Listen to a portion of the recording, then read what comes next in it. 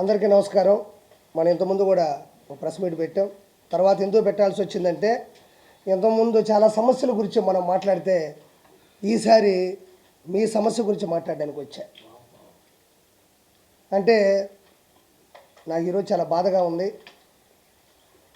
విజయసాయిరెడ్డి అనే ఒక వ్యక్తి మీడియాను పట్టుకొని ఎట్టబడితే అట్ట మాట్లాడినాడు. ఒరే సాంబడు, రాధాకృష్ణుడు, వంశీగాడు. ఇక్కడ ఏంటంటే ఏ పార్టీకి సంబంధించిన మీడియాని మాత్రం దయచేసి అనుకోకూడదు. ఈ ఒక్క విషయంలో కరోనా అనేది ఒక ఊరికి రాలా, ఒక గ్రామానికి రాలా, ఒక ప్రాంతానికి రాలా, ఒక జిల్లాకి రాలా, ప్రపంచం మొత్తానికి వచ్చింది. వ్యాక్సిన్ వేసుకున్నారు, మాస్కులు ధరించారు. కాబట్టి సేమ్ ఈ విజయసాయిరెడ్డి అనే వ్యక్తి మాట్లాడిన మాటలు మీడియాకు సంబంధించిన ప్రతి ఒక్కరిని కూడా ఇబ్బంది పెట్టినటువంటి మాటలు. రే అనకూడదు. ఎందుకంటే ఒక్క విషయంలో నేను చాలా బాధగా చెప్తున్న మాట ఏంటంటే, ప్రెస్ వారికి నేను మనస్ఫూర్తిగా నా శిరస్సు వంచి క్షమాపణలు కోరుకుంటున్నాను. ఎందుకంటే నేను తప్పు చేయలేదు కదా. మరి విజయసాయిరెడ్డి తప్పు చేస్తే నేను ఎందుకు క్షమాపణలు కోరుకుంటున్నానంటే, ఆ అక్రమార్కుడు, ఆ అవినీతిపరుడు, ఆ ఉన్మాది, ఆ ఉగ్రవాది మా నెల్లూరుడే. మా నెల్లూరు జిల్లా నుంచి వచ్చాడు కాబట్టే మా నెల్లూరు జిల్లాలో మంచోళ్ళు ఉన్నారు, తెలివైన వాళ్ళు ఉన్నారు, స్వతంత్ర పోరాటంలో పాల్గొన్న వాళ్ళు ఉన్నారు, చాలామందికి సహాయం చేసిన వాళ్ళు ఉన్నారు. కాబట్టి ఈరోజు అతను సరాసరి ఒక మనిషితోనూ, ఒక సాధారణమైన వ్యక్తితో మాటలు మాట్లాడినట్టు నాకు అనిపించలే. ఏరా పోరా అన్న మాటలు అన్నాడు. కాబట్టే నేను మా నెల్లూరు నుంచి వచ్చినటువంటి ఆ మనిషి చేసిన పాపానికి, తప్పుకి, మిమ్మల్ని బాధ పెట్టిన దానికి, ఆ నెల్లూరు జిల్లాలో పుట్టిన నేను మనస్ఫూర్తిగా మా నెల్లూరు ప్రజల సమక్షాన నేను మిమ్మల్ని మనస్ఫూర్తిగా క్షమాపణ కోరుకుంటున్నాను. మేము ఇంకా చెప్పాలంటే ప్రెస్కున్న విలువ ఏంటి అంటే చాలా చిన్న చిత్తక విషయం కాదు. అది ఎంతమందికి తెలుసో తెలీదో నాకు తెలియదు. కానీ డెమోక్రసీ అంటే ప్రజాస్వామ్యంలో డెమోక్రసీలో 4 ఎస్టేట్స్ ఉంటాయి. అంటే ఒక 4 స్తంభాలు ఉంటాయి, 4 పిల్లర్లు అంటారు. మన ప్రజాస్వామ్యం నడవడానికి నడవడికి 4 ఉంటాయి. ఒకటి వచ్చి ఎగ్జిక్యూటివ్ అంటే గవర్నమెంట్, ప్రభుత్వం. రెండోది లెజిస్లేచర్ అంటే అది పార్లమెంటు, అసెంబ్లీ రెండు కలిపినటువంటిది. మూడోది జ్యుడిషియరీ అంటే హైకోర్టు, సుప్రీంకోర్టు, మిగతా అన్ని కోర్టులు. నాలుగోది మీరు గర్వపడగలిగింది, మీరు క్లాప్స్ కొట్టగలిగింది ప్రెస్ మీడియా. 4 ఉంటే, ఒకటి గవర్నమెంటు, లెజిస్లేచరు, జ్యుడిషియరీ ఉంటే, నాలుగోది ప్రజాస్వామ్యంలో అధికారికంగా ఇచ్చిన హక్కు ప్రెస్. అది సోషల్ మీడియా కావచ్చు, ఎలక్ట్రానిక్ మీడియా కావచ్చు, లేకపోతే ప్రింటింగ్ మీడియా కావచ్చు, ఏ మీడియా అయినా కావచ్చు.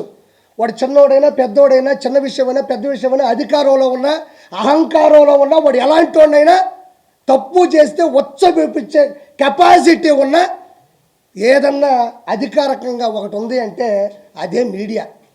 ఈరోజు కిరాకార్పి స్థాయికి వచ్చాడంటే చేపల పులుసు, నెల్లూరు పెద్దరెడ్డి చేపల పులుసు పెట్టినా, నేను ఎంగేజ్మెంట్ చేసుకున్నా, జబర్దస్త్లో ఉన్నా, బయటకు వచ్చినా, పొలిటికల్గా మాట్లాడినా, ఈరోజు నేను బయటికి వెళ్తే ఒక్కొక్క వీడియో ట్రెండింగ్లో ఉందంటే నా హావభావాలు కావచ్చు, నా ఆలోచనలు కావచ్చు, నా అగ్రెసివ్ కావచ్చు జనాలకి తెలుస్తుందంటే మా అమ్మో, మా నాయనో, నా భార్య చెప్తే జనాలకు తెలియదు. మీడియాని నమ్ముకున్నా, మీడియా నన్ను ఈరోజు నిలబెట్టి ఒక స్థాయిలో, ఒక స్థానంలో నిలబెట్టింది. కాబట్టి ఆ మీడియాకి నేను నా శిరస్సు ఉంచి మా నెల్లూరు ప్రజల తరపున ఒక వ్యక్తి చేసినటువంటి చెడ్డ పనికి మేము సిగ్గుతో తలదించుకుంటూ మీ అందరికీ శిరస్సు ఉంచి నేను నా యొక్క క్షమాపణలు కోరుకుంటున్నాను దయచేసి. ఎందుకంటే అతను కూడా నెల్లూరు జిల్లాలో తాళపూడి అనే గ్రామంలో వచ్చాడు. మా దౌర్భాగ్యం. అదే నెల్లూరులో వేమిరెడ్డి ప్రభాకర్ రెడ్డి లాంటి గొప్ప వ్యక్తి రావడం మా సౌభాగ్యం. నేను ఎందుకు చెప్తున్నానంటే తప్పుగా అనుకోకూడదని. నెల్లూరు జిల్లాలో శ్రీ పొట్టి శ్రీరాములు గారు, చాలామందికి తెలియాలి విషయం. పొట్టి శ్రీరాములు గారు ఎవరు అంటే ఆ నెల్లూరు జిల్లా పేరు అంటున్నారు. 50 అంటే మన ఆంధ్రప్రదేశ్ ఇప్పుడు హైదరాబాదు విడిపోయింది, కానీ తెలంగాణ అట్లా మన ఆంధ్రప్రదేశ్ ఒకప్పుడు తమిళనాడులో కలిసిపోయి ఉండేది. భాష ప్రకారం ఇతరుల పనుల మీద కూడా మనం చాలా బానిసత్వంలో ఉండేవాళ్ళం తమిళుల మధ్యన. ఆ టైంలో నెల్లూరులో పుట్టిన పొట్టి శ్రీరాములు గారు సబర్మతి ఆశ్రమం దగ్గరికి వెళ్ళి, అంటే ఆయన భార్య, ఆయన కూతురు చనిపోయారు, ఆయనకి మనసు చెలించిపోయింది, ఇంకా చేసేదేమీ లేక అన్నదమ్ములకి, అమ్మకి ఆస్తులు ఇచ్చేసి సబర్మతి ఆశ్రమంకి వెళ్ళి ఉప్పు సత్యాగ్రహంలో పాల్గొంటే ఆయన అకుంఠిత దీక్ష పట్టుదల చూసి గాంధీ గారు ఒక మాట అన్నారు, ఒక 10 మంది పొట్టి శ్రీరాములు గాన ఈ ప్రజాస్వామ్యంలో ఉంటే ఏడాదిలో స్వతంత్రం తేవచ్చు అన్నాడు. అలాంటి గొప్ప వ్యక్తిని కన్న నేల మా నెల్లూరు. తర్వాత స్వతంత్రం వచ్చిన తర్వాత ఆయన అడిగాడు అంతకుముందే గాంధీ గారిని, నెహ్రూ గారిని, సార్ నేను స్వతంత్ర ఉద్యమంలో పాల్గొంటాను, నేను ప్రాణాలనైనా వదిలేస్తాను, కానీ రాగానే మా ఆంధ్ర రాష్ట్రం కూడా తమిళుల మధ్య నలిగిపోతుంది, మాకు కూడా సపరేట్గా ఒక స్వతంత్రాన్ని ఇచ్చి మాది ఒక సపరేట్గా ఒక రాష్ట్రాన్ని చేయండి అంటే ఓకే అన్నారు. ఆ తర్వాత ఇవ్వకపోతే పట్టి తట్టుకోలేక జార్జి టౌను అన్నాపిల్లై వీధి చెన్నైలో కూర్చున్నాడు. ఒక్కరోజు కాదు, 2 రోజులు కాదు. ఇది మామూలు దీక్ష కాదు.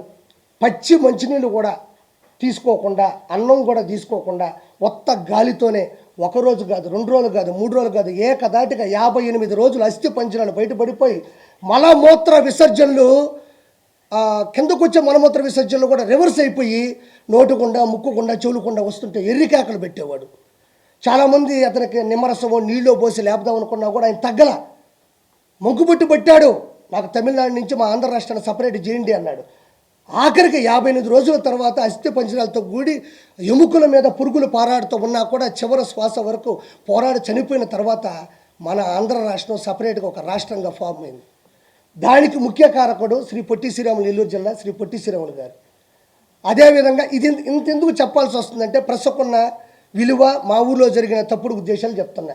పొచ్చలపల్లి సుందరయ్య గారు తన చిన్న వయసు అంటే తన తక్కువ జాతి వాళ్ళని ఇంట్లో అన్నం పెట్టకపోతే అడిగి బయటికి వెళ్ళిపోయి వాళ్ళకి తనతో పాటు పక్కన కూర్చోబెడితే కానీ నేను తిన్నాను అని ఆ వయసులోనే సుందరరామరెడ్డిని పేరు నుంచి రెడ్డి తీసేసి అందరితో పాటు సమానత్వం ఇచ్చిన వ్యక్తి.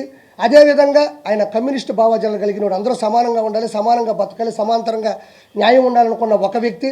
3వ పాయింట్ ఏంటంటే ఆయనకు పెళ్ళైన తర్వాత ఆయనకు పిల్లకాయలు పుడితే అంటే పిల్లలు పుడితే ఎక్కడ తన భావాజాలానికి, తన కమ్యూనిస్టు సంబంధించినటువంటి ఆలోచనలకి సరిగ్గా నడవడిక ఉండదు, వాళ్ళు ఏదైనా తప్పు చేస్తే మన స్వార్థం కోసం మన పద్ధతులను మార్చుకుంటామేమో అనుకొని ఆయన తన భార్యకి పెద్ద ఆపరేషన్ చూపించేశాడు.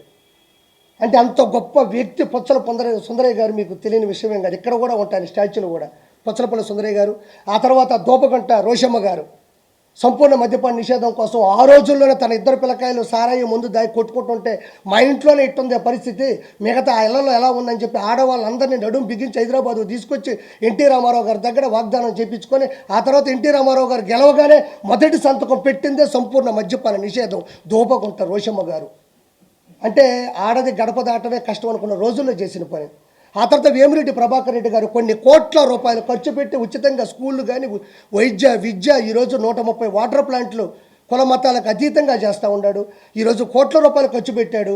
ఈరోజు మీకు తెలియని విషయం ఏంటంటే ఈ అక్రమార్కుడు, ఈ దుర్మార్గుడు, ఈ అవినీతి పరుడు పోటీ చేసింది ఎవరి మీదో కాదు, అదే నెల్లూరులో ఉండే దేవుళ్ళు లాంటి మనిషి వేమిరెడ్డి ప్రభాకర్ రెడ్డి గారి మీద 2,60,000 ఓట్లతో ఒక ఎంపీగా ఆయన గెలవడం అంటే చిన్న చితక విషయం కాదు. ఆయన మీద ప్రేమ, ఇతని మీద ద్వేషం. ఆయన సతీమణి కూడా 54,000 ఓట్లతో కోవూరు ఎమ్మెల్యేగా కూడా గెలిచారు. అంటే మా నెల్లూరులో అంత గొప్పోళ్ళు వచ్చారు, ఎంతవరకు చూడనటువంటి ఇలాంటి దౌర్భాగ్యుడు కూడా మాకు వచ్చాడు. మీ ప్రెస్ వాళ్ళని అనేది ఇలా మాట్లాడకూడదనేది నాకు చాలా బాధగా అనిపిస్తూ ఉన్నది. అందుకని నేనే కోరుకున్నా. ఇంకా అలాంటి వ్యక్తుల్ని ఆల్రెడీ ఆపేసే ప్రయత్నాలు కూడా వస్తున్నాయి. కాబట్టి ఇది విషయం. ఇంకా రెండోది ఏంటంటే నాకు 2 ప్రశ్నలకి సమాధానం కావాలా. వైఎస్ జగన్మోహన్ రెడ్డి ఇప్పుడు ప్రతిపక్ష నాయకుడిగా ఉన్నాడు. ఏంటంటే ఈ మధ్యన ఒక ఇష్యూ నడిచింది. శాంతి గారు అని ఒక ఆవిడ వచ్చారు, ఆయన హస్బెండ్ పేరు మదన్ మోహన్ గారు. తర్వాత మన విజయసాయి రెడ్డి, రంగంలోకి వెళ్తే సుభాష్ రెడ్డి, నలుగురి మధ్యన ఒక స్టోరీ నడుస్తూ ఉంది. నేనేమంటున్నా అంటే విజయసాయి రెడ్డి DNA టెస్ట్కి వెళ్తాడా లేదా, వైఎస్ జగన్మోహన్ రెడ్డి అసెంబ్లీకి వస్తాడా రాడా?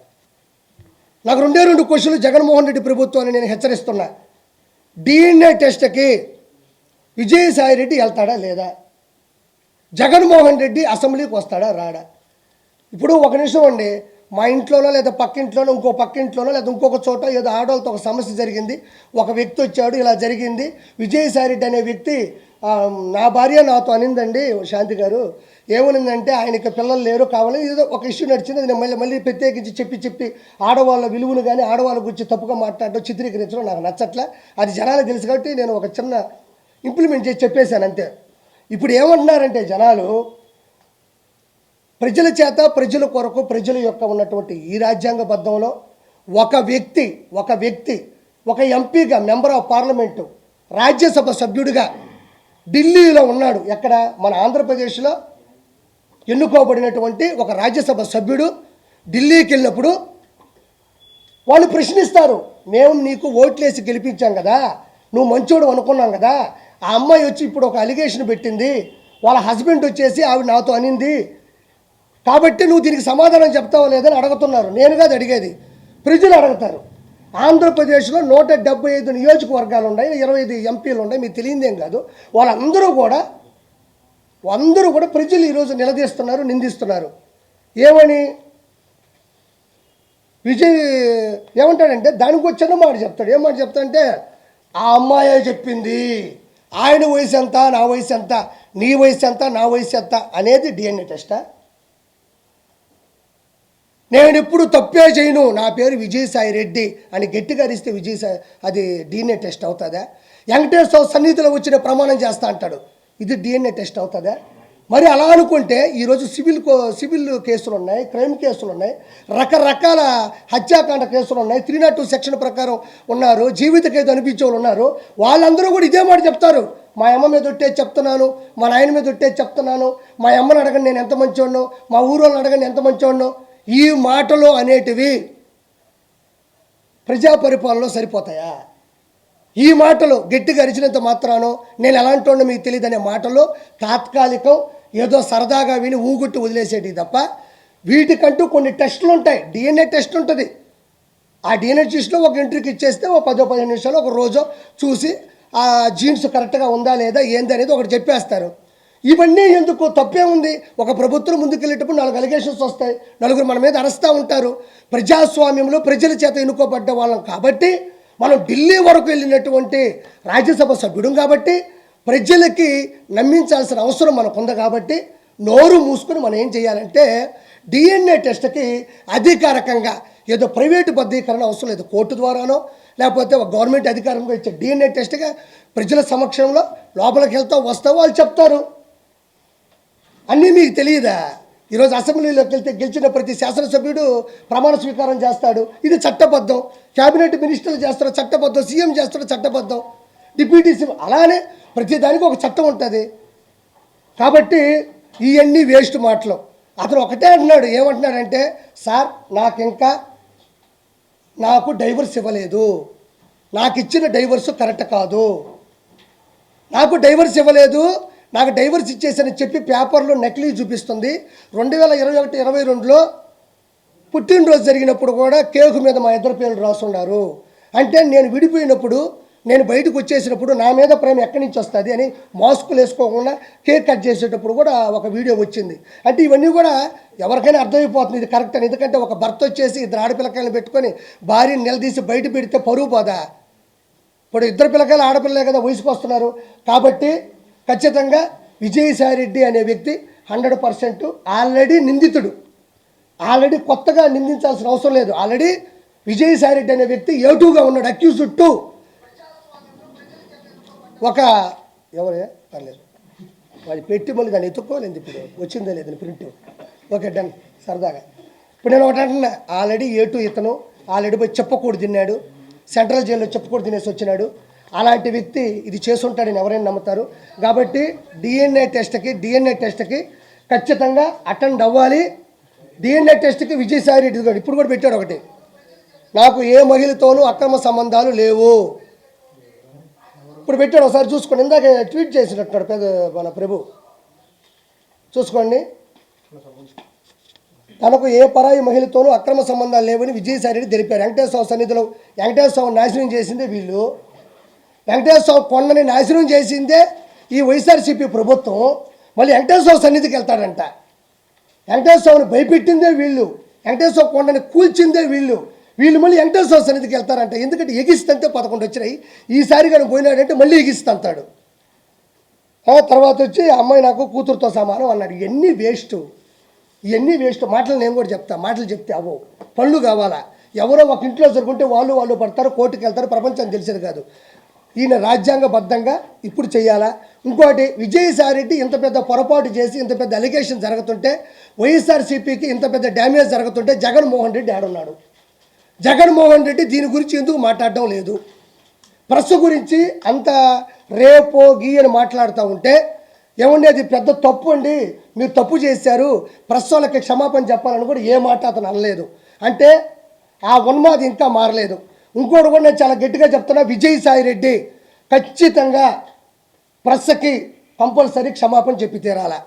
దీని మీద ప్రెస్ వాళ్ళు కానీ మీ యూనిటీ కూడా చాలా గట్టిగా ఉంటుంది. పిఆర్ వాళ్ళ సమక్షంలో కానీ మీరు చేసే పద్ధతి కానీ మీరు నిలదీస్తారు. అదే మీకే సమస్య వచ్చినప్పుడు మీరు చెబుతూ కొట్టినంత సమాధానం ఇవ్వకపోతే ఇది ప్రతి ఒక్కరికి ప్రెస్ అనేది చులకనయ్యే అవకాశం 100% ఉంది. నేను దయచేసి ప్రెస్ సమక్షంలో ప్రెస్ ముందు మాట్లాడుతున్నా, దయచేసి విజయసాయిరెడ్డి అనే ఒక దొంగ, ఒక అవినీతిపరుడు, ఒక అక్రమార్కుడు ఆంధ్ర రాష్ట్రాన్ని సమూలంగా నాశనం చేయడంలో కంకణం కట్టుకున్న విజయసాయిరెడ్డి, లక్షల కోట్లు అడ్డగోలుగా సంపాదించిన విజయసాయిరెడ్డి ప్రెస్కి 100% ఇక్కడ ఒక పార్టీ ప్రెస్ కాదు, ఓవరాల్గా చూస్తే ప్రెస్ ఇది. మీ మనోభావాలు చాలా వరకు దెబ్బతిన్నాయి కూడా. దయచేసి అతని దగ్గర క్షమాపణ చెప్పించేంత వరకు మీరు గట్టిగా ఉండాలని మనస్ఫూర్తిగా నేను మీ తరపున కోరుకుంటున్నా. ఆ తర్వాత YS Jaganmohan Reddy A1 A2 అయిపోయింది. A1 ఈరోజు వినుకొండ అనే ఒక ఊర్లో ఒక రషీద్ అనే అబ్బాయిని, జిలా అనే అబ్బాయి నడి రోడ్డు మీద చంపేసిన తర్వాత వెంటనే మన గురువు గారు మంచి కాన్వా వేసుకొని జబర్దస్త్గా గబగబా వచ్చాడు. ఆడికి వెళ్ళినాడు, లోపలికి వెళ్ళినాడు. జగన్మోహన్ రెడ్డి వచ్చాడు, దిగాడు, లోపలికి వెళ్ళాడు, బయటకు వచ్చి ప్రెస్ పెట్టాడు. ఏడవరకే మనం మాట్లాడదాం, కథంతో తెలిపోద్ది. జగన్మోహన్ రెడ్డి వచ్చేటప్పుడు ఆయన కాన్వాయ్లో ఉండే ఒక బండి బాగాలేదంట, కావాలనే దిగి ఇంకో బండి ఎక్కడం. అంటే నన్ను సరిగ్గా చూసుకోవడం లేదు, నన్ను పట్టించుకోవడం లేదు, నన్ను వీళ్ళు చంపేద్దాము ట్రై చేస్తున్నారు. అదే బండి చంద్రబాబు నాయుడు గారు 2014 నుంచి 2019 ఉన్న, 19 నుంచి 24 ఉన్న, ప్రతిపక్ష హోదాలో ఉన్న అందరూ వాడినట్టు బుల్లెట్ ప్రూఫ్ కారే అది. మనం గెలవాలా. ఇప్పుడు ప్రతిపక్ష హోదా కావాలన్నా 18 సీట్లు కావాలా. మనం అలాంటి కాన్వాయ్ కావాలన్నా మనం గెలవాలా. మనం గెలవకుండా మనకు కావాలా అంటే కుదరదేడా. ఐఏఎస్ ఉంటుంది, ఐపీఎస్ ఉంటుంది, ఇక్కడ ఎమ్మెల్సీ ఉంటుంది, లేకపోతే మన ఎమ్మెల్యే ఉంటుంది, మెంబర్ ఆఫ్ లెజిస్లేటివ్ అసెంబ్లీ ఉంటుంది, లేదా మెంబర్ ఆఫ్ లెజిస్లేటివ్ కౌన్సిల్ ఉంటుంది. దాని తేడా ఉంటుంది. మనం గెలవడంలోనో, ప్రజల చేత ఎన్నుకోపోవడంలోనో, మన మెజారిటీ వల్ల మనకు వచ్చేటువంటి స్థాయి ఉంటుంది తప్ప, మనం గబగబా దిగేసి ప్రాంక్ వీడియోస్ చేస్తారు చూడు, గబగబా ఈ బండి దిగి ఆ బండి ఎక్కినంత మాత్రాన జగన్మోహన్ రెడ్డి చెప్తున్నా, నీకు ఎవడు కొత్త బండి ఇవ్వడు. ప్రభుత్వం ఏదైతే నియమిస్తుందో ఆ బండే ఇస్తారు నీకు. ఒకటో పాయింట్, దాన్ని జనాల ముందు ఫోకస్ చేయడం. అంటే ప్రజలు ఒక చోట ఉంటే మనోడు ఉడికెత్తిపోతాడు. ప్రజలు ఒక చోట ఉన్నాడంటే ఉడికెత్తిపోతాడు ఆ ఉన్మాది. ఎట్ట ఉడికెత్తిపోతాడంటే వాళ్ళ ముందు చేయాలి. అంటే వాళ్ళ ముందు చేస్తే కదా, అమ్మో జగన్మోహన్ రెడ్డికి బండి తీసేసి ఆ బండి ఇచ్చారు, ఆ బండిలో చంపేస్తారేమో అందుకని ఇంకో బండి ఎక్కాడు అనేది అక్కడ చిత్రీకరించడానికి ట్రై చేశాడు. ఇది ఒకటో పాయింట్, జనాలు తెలుసుకోవాలా. రెండో పాయింట్, వచ్చిన తర్వాత ఏం చేశాడు, బండి డోర్ తీసి చక్కగా నోరు ఓపెన్ చేసి ఇలా పెట్టి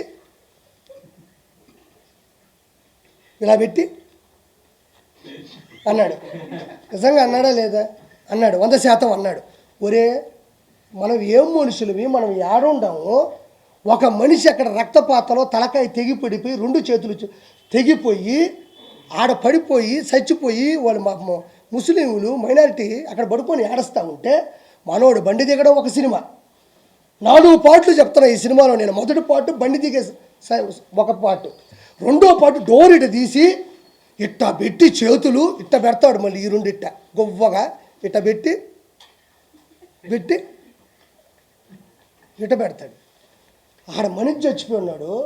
ఎవరన్నా అడ్డొచ్చినప్పుడు నువ్వు ప్రజాస్వామ్యంలో ఒకసారి CM అయినోడు, chief minister of Andhra Pradesh అయినోడివి, 5 సంవత్సరాలు పరిపాలించినోడివి, అక్కడ అంత పెద్ద విపత్తు జరిగినప్పుడు వాళ్ళ అమ్మ నాయన అక్కడ కూర్చొని ఏడుస్తుంటే నిజంగా నువ్వు మనిషి అయి ఉంటే నిజంగా జగన్మోహన్ రెడ్డి నిజంగా మనిషి అయి ఉంటే ఫస్ట్ నువ్వే కదా డోర్ తీసింది, నీకు కూడా పోలీస్ సెక్యూరిటీ ఉంటుంది కదా, నీ బండి మీద అడ్డంగా ఎవడిచ్చి పడిపోతాడు, నువ్వు కావాలనే డోర్ తీయడు, కావాలనే బండి తీయడు, దాని మీద జనాలు పెట్టడం, నా రేంజ్ ఇది కాదు అని చెప్పడం, ఇది ఎప్పుడు చెప్పాలబ్బా?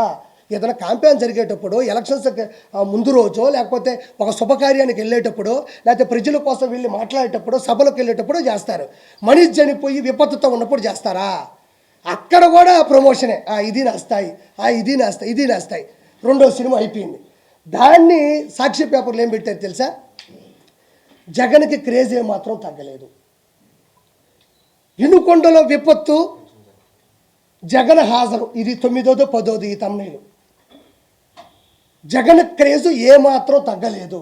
ఎవడైనా మనిషి అన్నాడు, మృగజాతి పుట్టాడు తప్ప, ఇదిగా తప్ప ఎవరైనా మనిషి అన్నాడు విపత్తులో వినుకొండలో ఒక సంచలనం జరిగితే జగన్ క్రేజు ఏమాత్రం తగ్గలేదు అని ఎక్కడైనా ఏ పేపర్లైనా వేస్తారా, ఏ టీవీలైనా వేస్తారా? ఒకసారి యూట్యూబ్లో తొంగి చూడండి ఒకసారి.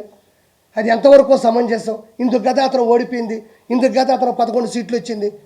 ఇంకొకటి 3వ సినిమా, లోపల పోయాడు, లోపల డ్యాన్స్ వేస్తుంది, లోపల గుండెకాయ కొట్టుకుంటుంది, జగనన్న జగనన్న జనమంతా నీ వెంటే జగన్ ఉంటే ఆడిపోయినారు.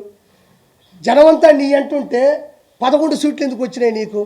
ఆడ కూర్చున్నాడు, ఆడ కూర్చోకొని వాళ్ళందరినీ పెట్టుకొని, మైండ్ చెడిపింది ఆ మనిషికి, పెట్టుకొని ఇంకా స్టార్ట్ చేశాడు. ఏం కాదమ్మా, నీ కొడుకుకి న్యాయం జరుగుతుంది, నేను ప్రతిపక్ష హోదా లేకపోయినా ప్రతిపక్ష నాయకుడిగా ఉన్నాను, నేను పోరాడతాను, నేను నిలదీస్తాను, నీ బిడ్డ పోవడం నాకు బాధగా ఉంది. ఆడిపోయి అమ్మ ఒడమ్మా మనిషికి 15,000 అన్నాడమ్మా, ఒకరికి 15, ఇద్దరికి 30 చెప్తారా? వాళ్ళకి అర్థం కాదు, నోరు తెరుచుకొని చూస్తూ ఉన్నారు. అతను కూడా ఏమన్నా ఏడుస్తాడేమో, అతను కూడా ఏడిస్తే మనం కూడా పైన పడిపోయి ఏడద్దాం, బాధ ఉండట్లేదు ఎవరికైనా, బాధ ఉండట్లేదు ఎవరికైనా. మనం కూడా అమ్మ నాయన చచ్చిపోయినప్పుడు తట్టకని ఎవరు వస్తే పైన పడి ఏడ్చేస్తాం. వాళ్ళంత బాధ తప్ప హృదయంతో ఉంటే ఇతను పోయి మనిషికి 15,000, ఇంకోడికి 30-45,000 అన్న, వాళ్ళు బెత్తరపోయి చూస్తున్నారు. ఇవన్నీ ఏడెందుకు చెప్తున్నాడు అంటే అతనికి ఎక్కడ ఏం మాట్లాడాలో తెలియనంత మనస్తాపానికి గురైపోయినాడు, మనస్సు చెలించిపోయింది, ఒక సైకో అయిపోయినాడు. అతను ఎర్రగడ్డ మెంటల్ హాస్పిటల్లో చేర్పించడంలో ఎటువంటి సందేహం లేదు. DNA టెస్ట్ తర్వాత జగన్మోహన్ రెడ్డి మానసిక టెస్ట్ కూడా చేయాలా, ఇది 100% అయిపోయింది. అక్కడికి పోయి ఎవరైనా అమ్మఒడి గురించి మాట్లాడతారా? దాని తర్వాత బయటకు వచ్చాడమ్మా, బయటకు వచ్చినప్పటి నుంచి వణకుతున్నాడు ఆ మనిషి. ఎందుకంటే అక్కడ ఉండేది ఒక సాక్షి మాత్రమే కాదు కదా, 100-150 ఛానళ్ళు ఉన్నాయి. ఎవరు ఏమడగతారో ఏది అడిగితే మనం సమాజం చెప్పండి, టకటకట పెట్టేశాడు అంతే. ఇంకా టకటక 1 by 1 వెళ్తున్నాడు. ఇది తప్పు. కళ్ళు మూసు కళ్ళు తెరిస్తే మన ప్రభుత్వం వచ్చేస్తుంది. రాష్ట్రపతి పాలన కావాలా, ఈవీఎం ట్యాంపరింగ్లు, ఫస్ట్ ప్రత్యేక హోదా కావాలా, తర్వాత ప్రతిపక్ష హోదా కావాలా, తర్వాత ఈవీఎం ట్యాంపరింగ్లు, ఆ తర్వాత కళ్ళు మూసి కళ్ళు తెరిస్తే 5 సంవత్సరాలు అయిపోతాయి. ఆ తర్వాత రాష్ట్రపతి పాలన కావాలా. పెట్టుకున్నాడు, చదువుకుంటూ వెళ్తా ఉన్నాడు. పాపం ఎవరో ఒక వ్యక్తి వచ్చి మధ్యలో సార్ అన్నాడు, నువ్వు ఆంధ్రజ్యోతి అన్నాడు. సార్ అంటే మొహం చూసిన తర్వాత కింద చూస్తే కదా ఆంధ్రజ్యోతి ఏదో తెలుస్తుంది. గబక్క నీది ఆంధ్రజ్యోతి అనే అతని మీద సీరియస్ అయిపోయినాడు. ఎందుకు సీరియస్ అయిపోయినాడు? అతను ఒకటి రాసుకో ఉన్నాడు, అది రాసుకుని అతను పంపించేసేయాలి. మీరు మధ్యలో క్వశ్చన్ అడిగితే మీరు ఏం క్వశ్చన్ అడతారు తెలుసా? సార్ మాచర్ల నియోజకవర్గంలో గుండ్లపాడు అనే గ్రామంలో తోటా చంద్రయ్యని జై చంద్రబాబు ఉన్నారని కంఠం కోసేశారు, అప్పుడు మీరు ఎందుకు పరామర్శించలేదు అని మీరు అడగతారని భయంతో మీ మీద కసురుకున్నాడు. అమర్నాథ్ గౌడ్ని ఒక 10వ తరగతి చదువుతున్న కుర్రాడు వాడు అక్కను పట్టుకొని ఏదో తప్పుడు మాట్లాడి ర్యాగింగ్ చేస్తే తట్టుకోలేక నిలదీస్తే కిరోసిన్ పోసి కాల్ చేస్తే మీరు ఎందుకు పరామర్శించలేదని మీరు అడగతారని భయపడ్డాడు. అనంతబాబుని ఒక ఎమ్మెల్సీ తన డ్రైవర్ సుబ్రహ్మణ్యం చంపి డోర్ డెలివరీ చేస్తే ఆ రోజు మీరు ఎందుకు వచ్చి పరామర్శించలేదని మీరు అడగతారని భయపడ్డాడు. సొంత బాబాయిని గొడ్డలు పెట్టుకుని ఎర్రగంగిరెడ్డి, దస్తగిరి, వీళ్ళందరూ సునీల్ కుమార్ ఎవడు యాదవ్ కావచ్చు, అవినాష్ రెడ్డి కావచ్చు, ఒక 5-6 మంది అక్యూజులు కలిసి మీ బాబాయిని చంపేస్తే ఆ రోజు కూడా మాట్లాడి వెళ్ళిపోయావు, కానీ కన్నీళ్లు మీరు ఎందుకు పెట్టలేదని మీరు అడగతారని చెప్పేసి ఆ వ్యక్తి భయపడిపోయాడు. లేకపోతే ప్రెస్ వాళ్ళు అడిగే క్వశ్చన్లకి ఇవ్వడం నా బాధ్యత. మొన్న కూడా చాలామంది నేను మాట్లాడిన 4-5 క్వశ్చన్లు అడిగారు. నేను మాట్లాడేది మీరు టెలికాస్ట్ చేయడానికి వచ్చిన పని అయితే మీరు ప్రెస్ వాళ్ళు ఎవరు? మీకు వచ్చిన క్వశ్చన్లు, డౌట్లు, నన్ను నిలదీయడం, నన్ను ప్రశ్నించడం, నన్ను ఎదిరించడం, అవసరమైతే నన్ను బెదిరించడం అనేది ప్రెస్. ఆ విధంగా అతను పట్టుకొని నానా మాటలనేసి అక్కడి నుంచి అంతకుముందు కూడా ఏదో పిన్నెల్లి రామకృష్ణారెడ్డి గురించి మాట్లాడుతున్నప్పుడు కూడా ఏదో లాస్ట్ క్వశ్చన్ అడుగుతుంటే వెళ్ళిపోయాడు. అంటే ప్రజలని ఏదో మభ్య పెడదామంటే అందరూ చదువుకున్న వాళ్ళు 170 సీట్లు 164 శాసనసభ్యులు గెలిచారు, 21 ఎంపీ వచ్చింది. నేను ఈరోజు ఒకే ఒక మాట మాట్లాడుతూ ఉన్నా. 26 జిల్లాల్లో ఉండే 175 నియోజకవర్గాల్లో పులివెందుల, రాజంపేట, బద్వేలు, పొంగనూరు, తంబాలపల్లి, తర్వాత వచ్చేసి దర్శి, ఎర్రగొండపాలెం, మంత్రాలయం, ఆలూరు, పాడేరు వరకు 11 నియోజకవర్గాలు మాత్రం ఎందుకు గెలిచినావు? కడప, రాజంపేట, తిరుపతి, అరకు 4 ఎంపీ సీట్లు మాత్రం ఎందుకు గెలవాల్సి వచ్చింది? 11 నియోజకవర్గాలు 4 ఎంపీ సీట్లు మాత్రం గెలవాల్సినంత అవసరం ఏముంది? జనాలు ఆ రోజు కూడా చెప్పులతో కుట్టి చేత్కరించారు. ఈ రోజు నేనేమంటున్నా అంటే నా బాధ ఏమీ లేదు. ఫైనల్గా మీకు చెప్పేది ఒకటే, ఇతను రావణ కాష్టం సృష్టిద్దామని బీహార్ నుంచి కొన్ని వేల మంది జనాలు తీసుకొని వచ్చేస్తారు. 140 నుంచి 160 సీట్లన్నా వేమిరెడ్డి గారు గెలుస్తారన్నా, పవన్ కళ్యాణ్ గారు భారీ మెజారిటీతో గెలుస్తారన్నా, తిరుగులేని మెజారిటీ కూటమి గెలుస్తారని చెప్పిన జగన్మోహన్ రెడ్డి వెంకటేశ్వర స్వామి చేత కాలుతో తన్నించబడతాడని కూడా మీకు చెప్పిన. ఈరోజు కూడా చెప్తా ఉండా, అతను రావణ కాష్టం సృష్టించడానికి సిద్ధంగా ఉన్నాడు. అంటే మధ్యంతర ఎన్నికలు అంటే ఏమంత అవిశ్వాసం జరిగింది, ఏమంత అవిశ్వాస తీర్మానం ఉంది, ఏమంత ఒక వ్యక్తి, ఒక రషీద్ అనే కుర్రాడు, ఒక జలాన్ అనే కుర్రాడు, ఇద్దరు ముస్లిం మైనారిటీ సభ్యులు ఇద్దరు కూడా ఆల్రెడీ వైఎస్ఆర్సీపీలో ఉన్నోళ్ళే. వాళ్ళు వైఎస్ఆర్సీపీలో ఉన్నారు, ఫోటోలు దిగుతున్నారు. వాళ్ళు ఒక 5-10 సంవత్సరాల నుంచి కూడా గొడవలు పెట్టుకొని పెట్రోల్ మీద వాళ్ళ బైక్ మీద ఇతను దాడి చేయడం, వాళ్ళ చెల్లిని ఇతను ఏదో అనడం, వాళ్ళ మీద కూడా ఎఫ్ఐఆర్లు కూడా ఆల్రెడీ బుక్ అయ్యి ఉండే స్థానికంగా కూడా వినుకొండలో. ఇవన్నీ ఉన్నప్పుడు జగన్మోహన్ రెడ్డి ఒకటి చేయాలి, రావాలి, అమ్మ మేము ప్రశ్నిస్తాం, మీకు న్యాయం చేస్తాం, మీరు చనిపోయిన దానికి మేము బాధపడుతున్నాం, డబ్బులు ఇప్పిస్తామని చెప్తాం. వచ్చి రాగానే ఇది చేసింది టీడీపీ వాళ్ళిద్దరూ వైఎస్ఆర్సీపీ అయ్యి ఉంటే, నీ కార్యకర్తలు అయ్యి ఉంటే, వాళ్ళకి పడకపోతే వాళ్ళు చచ్చిపోయినా కూడా ఒక మనిషిని విడదీసి టీడీపీలు వేస్తావా? అది ఎంతవరకు సమంజసం? అదేమన్నంటే ఫోటో దిగు, ఏమయ్యా నేను కూడా ఒక బర్త్డే చేసుకుంటా, 10 మందిని పిలిస్తే 20 మంది వస్తారు, వాళ్ళు వచ్చి నాతో ఫోటో దిగి నోట్లో ఒక కేకు పెట్టినప్పుడు నోరు మూసుకుని ఉంటాను. నేనా నోరు తెరుస్తాను కదా? నోరు తెరిగినా అది సభా మర్యాద కదా? నోరు తెరిగినా వాళ్ళు ఏమన్నా చెప్పండి, ఏమన్నా ఎమ్మెల్సీయా, జడ్పీటీసీయా, ఎంపీటీసీయా, లేకపోతే వాళ్ళు ప్రధాన కార్యకర్తలా, లేకపోతే మీ చేత సభ్యత్వం తీసుకున్న వాళ్ళు వైఎస్ఆర్సీపీ టీడీపీ అని చెప్పడానికి, లేకపోతే ఇంతకుముందు ఎమ్మెల్యేలా, లేకపోతే ఒక స్పోక్ పర్సన్సా, లేకపోతే అంతర్జాతీయ ప్రధాన కార్యదర్శులా, వాళ్ళని వీళ్ళు టీడీపీ అని చెప్పడానికి వాళ్ళు చేసినటువంటి ప్రోత్సాహంగా ఉన్నటువంటి వాళ్ళకు ఉన్నటువంటి పదవి ఏంది? వాళ్ళు సామాన్యంగా ఎవరుంటే వాళ్ళ జోలికి వెళ్ళేవాళ్ళు. కాబట్టి ఆ విషయంలో కూడా వాళ్ళిద్దరు వైఎస్ఆర్సీపీ కార్యకర్తలు, వాళ్ళు కొట్టుకున్నారు, చనిపోయినారు. కానీ అందరం కూడా బాధపడాల్సిన విషయం ఏంటంటే వాళ్ళు ఆ విధంగా కొట్టుకోవడం, చనిపోవడం, నడి రోడ్డు మీద కూడా జరగడం అనేది వాళ్ళ తల్లిదండ్రులు తీరని దుఃఖం. అది వాళ్ళు త్వరగా కోలుకోవాలని ప్రభుత్వం కూడా వాళ్ళకి మంచి చేయాలని మనస్ఫూర్తిగా కోరుకుంటాం తప్ప అది వచ్చేసి టీడీపీ వీళ్ళు వచ్చేసి అంటే అతను పరామర్శించాలంటే ఎన్ని పరామర్శించకూడదు. ఒక చిన్న రుజువు ఇస్తాను. మనోడు ఏమన్నంటే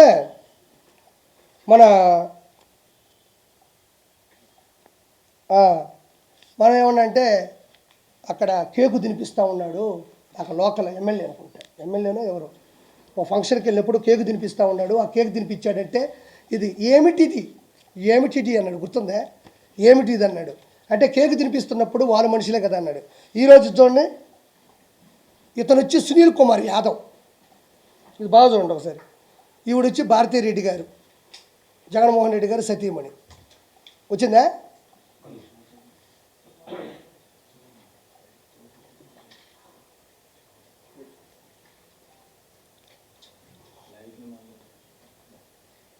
ఓకేనా? అంటే ఈ సునీల్ కుమార్ యాదవ్ అనే వ్యక్తి ఎర్రగంగిరెడ్డి, దస్తగిరి, భాస్కర్ రెడ్డి, తర్వాత అవినాష్ రెడ్డితో పాటు మన వివేకానంద రెడ్డి గారిని చంపిన కేసులో ప్రధాన నిందితుడు. ఆల్రెడీ అతని మీద కేసు ఫైల్ ఉంది, ఎప్పుడు జైలుకి వెళ్తారో తెలియదు. ఈ సునీల్ కుమార్ యాదవ్ అనే వ్యక్తి, ఓకేనా, ఈ సునీల్ కుమార్ యాదవ్ అనే వ్యక్తి భారతీరెడ్డి గారితో ఫోటో దిగున్నాడు.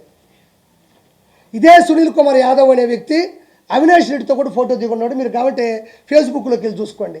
అంటే ఈ సునీల్ కుమార్ యాదవ్ అనే వ్యక్తి వైఎస్ వివేకానంద రెడ్డి గారి హత్యలో ప్రధాన నిందితుడిగా ఉంటే, ఇప్పుడు ఈ మర్డర్ చేయించింది జగన్మోహన్ రెడ్డి గారి సతీమణి. ఆ సినిమాలు చెప్తారు. పోకిరి సినిమాలో నేను అమితాబ్ బచ్చన్తో తీసుకున్న ఫోటో ఉంది, సచిన్ గారితో తీసుకున్న ఫోటో ఉంది. నాకు వాళ్ళకి ఏ సంబంధం ఉండదు, కానీ వాళ్ళకే నాకు ఈ సంబంధం లేదని తెలియడానికి 30 సంవత్సరాలు పడుతుంది. అప్పుడు నేను ఆ కేసు ఎట్టనే కొట్టిస్తేస్తాను పరిస్థితి తప్ప. ఆ సునీల్ యాదవ్ భారతిరెడ్డి గారితో ఫోటో దిగున్నాడు, అవినాష్ రెడ్డి గారితో ఫోటో దిగున్నాడు. అంటే ఫోటోలు దిగితే అది ప్రథమ సాక్ష్యమా? ఫోటో అనేది ఏముందండి, ఒక ఒక ఒక పిక్చర్. అది వాళ్ళందరూ కూర్చొని మందు తాగుతూ వాడిని వేసిరన్న ఏమన్నా వీడియో ఉందా, లేకపోతే ఏమన్నా ఆడియో ఉందా? లేదు కదా. కాబట్టి నేను చెప్పేది ఏంటంటే, నేను ఒకటే కోరుకుంటున్నా, ఏదో రాష్ట్రపతి పరిపాలన కావాలా, నేను ఢిల్లీలోకి వచ్చి మాట్లాడతాను. నేను ఒకటే మాట్లాడుతూ ఉండా, ఎవరైనా చచ్చిపోతే బెంగళూరు ప్యాలెస్లో కూర్చొని మందు హక్కుంటా, బెంగళూరు ప్యాలెస్లో కూర్చొని మంచి ఓటకా వేసుకుంటా తాగతా, ఎవరైతే చచ్చిపోతే చెప్పండి, శవం శవం అని పెడితే చెప్పండి, కార్లు వేసుకొని వచ్చేస్తా, అక్కడ మాట్లాడేస్తా అంటున్నాడు జగన్మోహన్ రెడ్డి. నీకు దమ్ముంటే, నువ్వు నిజంగా వైఎస్ఆర్సీపీ అధ్యక్షుడు అయితే, నువ్వు నిజంగా మనిషివి అయితే, నీకు దమ్ముంటే అసెంబ్లీకి వచ్చి మాట్లాడు. ఎవరన్నా చనిపోతేనో, ఎవరన్నా బాధలో ఉంటేనో అక్కడికి వెళ్ళి చనిపోయినోడేమో వైఎస్ఆర్సీపీ, చంపినోడేమో టీడీపీ అని మాటం కాదు. జగన్మోహన్ రెడ్డికి కలేజా ఉంటే, దమ్ముంటే, ఒంటరిగా గెలిచాను, ఒంటరిగా పోరాడాను, ముగ్గురు వచ్చి నా మీద పడ్డారు అంటున్నాడు కదా. నీకు దమ్ముంటే అసెంబ్లీకి వచ్చి మాట్లాడు. నీ దమ్మేంటో, నీ ధైర్యం ఏంటో అసెంబ్లీలో తేలిపోతుంది. ఎందుకు అసెంబ్లీ నుంచి తప్పించుకుంటున్నావు? నిన్ను ఎవరన్నా కొట్టారా, ఎవరన్నా తిట్టారా? నిలదీస్తారు. ఆ రోజు చంద్రబాబు నాయుడు గారు సత్యమణి భువనేశ్వర్ గారిని పట్టుకొని మీ వంశీ మాట్లాడుతూ ఉంటే చక్కగా నవ్వుకోలేదా? జగన్మోహన్ రెడ్డి భువనేశ్వర్ గారిని పట్టుకొని నిండు సభలో అసెంబ్లీ సాక్షిగా వల్లభనేని వంశీ ఒక అతి పెద్ద తప్పుడు మాట మాట్లాడినప్పుడు అందరూ ఖండించారు. వైఎస్ఆర్సీపీలో ఉన్న సామాన్య మనుషులు కూడా ఖండించారు. కాబట్టి 11 సీట్లు వచ్చినాయి. నువ్వు ఈరోజు దేనికి భయపడుతున్నావు? వాళ్ళు నీలాగా మీ ఇంట్లో ఆడవాళ్ళని అనరు. 100% మాటిస్తున్నా జగన్మోహన్ రెడ్డి, మీ ఇంట్లో ఉండే ఆడవాళ్ళు కానీ, మీ ఇంట్లో ఉండే పెద్ద మనుషులు కానీ, ఈ కూటమి సభ్యులు ప్రముఖంగా చంద్రబాబు నాయుడు గారు కానీ, మంగళగిరి ఎమ్మెల్యే అయినటువంటి ఐటీ మంత్రి అయినటువంటి ఎవరైతే ఉన్నారో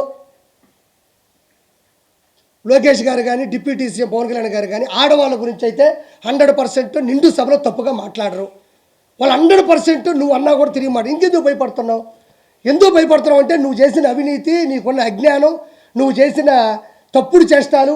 శ్రీరెడ్డి చేత ప్రత్యేకంగా ఒక ఆడమనిషి చేత బూతులు తిట్టించి తట్టుకొని వర్రా రవీందర్ రెడ్డి అని ఉంటాడు. మీకు చాలామంది తెలియకపోవచ్చు, జనాలకు తెలియాలి. వర్రా రవీందర్ రెడ్డి అని ఒకడు ఉంటాడు. ఆడెవడో కాదు, భారతీ రెడ్డి పర్సనల్ సెక్రటరీ. ఇది చాలామందికి తెలియదు, దయచేసి జనాలు తెలిసేలా చేయండి. వర్రా రవీందర్ రెడ్డి అని ఉంటాడు, వైఎస్ భారతీ రెడ్డి గారి పర్సనల్ సెక్రటరీ, పిఏ. ఆ వ్యక్తి రియల్ టైం గవర్నెన్స్లో ఒక జాబ్ తీసుకొని 80,000 శాలరీ ఇప్పించి, ఆ వ్యక్తి ఫేస్బుక్లో మీరు వెళ్తే అతను ఫేస్బుక్లో పెట్టిన పోస్టులు చూస్తే మీరు అందరూ బిత్తరపోతారు. చాలామందికి తెలియదు అది. నేను అవి చూపిద్దామని కూడా ప్రింట్లు తీసుకొని అవి చదివాలన్నా, ఒకవేళ మీరు తీసి ప్రచురించాలన్నా కూడా మన కళ్ళలో నీళ్ళు తిరిగిపోతాయి. అంత దారుణమైనటువంటి బూతులు. ఒక వైఎస్ భారతీ రెడ్డి గారి పర్సనల్ సెక్రటరీ ఒక చిన్న పదవి తీసుకొని అతను పెట్టిన పోస్టులు కానీ మీరు ఫేస్బుక్లో చూస్తే మనం కళ్ళలో నీళ్లు వస్తాయి. మా అమ్మ సాక్షి, వెంకటేశ్వర సాక్షిగా చెప్తున్నా. నేను వెంకటేశ్వర అన్నానంటే నేను తప్పు చేస్తే నాశనం అయిపోతా, ఆయనలాగా నాశనం అయిపోవాలని ధైర్యం నాకు ఉంది. వర్రా రవీందర్ రెడ్డి అని ప్రజలందరికీ చెప్తున్నా. ఫేస్బుక్లోకి వెళ్ళి మీరు చూస్తే ఆ బూతులు గాన మీరు చూస్తే, మనం మగాళ్ళం కదా, మనం అందరం ఎక్కడో ఇక్కడ కలిసినప్పుడు సరదాగా ఏదో 2-3 అంటాం కదా, మనం అసలు పనికిరాం. ఆ బూతులు చూస్తే మీకు కళ్ళల్లో నీళ్లు ఆగవు. అంత దారుణమైనటువంటి బూతులు. అదే భారతీరెడ్డి పిఏగా ఉన్న ఒక పర్సనల్ సెక్రటరీగా ఉన్న ఒక వర్రా రవీందర్ రెడ్డి ఏమన్నా ఒక ఇంట్లో ఒక పేపర్లో వేశాడా? ఒక ఇంటి ముందు పాంప్లెట్ పంచాడా? ఫేస్బుక్లో పెట్టాడు, సోషల్ మీడియాలో పెట్టాడు. ఒక సోషల్ మీడియాలో పెట్టిన పోస్టులు ప్రపంచం మొత్తం వెళ్తాయని మీకు తెలియదా? వైఎస్ఆర్సీపీ గవర్నమెంట్లో అథారిటీగా సోషల్ మీడియాలో కొంతమంది ఉంటారని తెలియదా? అది భారతీరెడ్డి గారికి తెలియదా?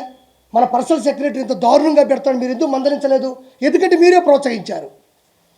ఎక్కడైనా ఒక పిఏ ఒక పదవి తీసుకుని ప్రత్యేకంగా వర్రా రవీందర్ రెడ్డి అనే ఒక వ్యక్తి బూతుల శ్రీరెడ్డి 5 సంవత్సరాల నుంచి మనం అసలు వినలేము అలాంటి బూతులు. నన్ను కూడా తిట్టింది ఒకసారి. మీరు కూడా చూడొచ్చు. కొవ్వూరు ప్రసన్న కుమార్ రెడ్డి మీద నేను తిరుగుబాటు చేస్తే నన్ను కానీ నా కుటుంబాన్ని కానీ అవి మామూలు బూతులు కాదు.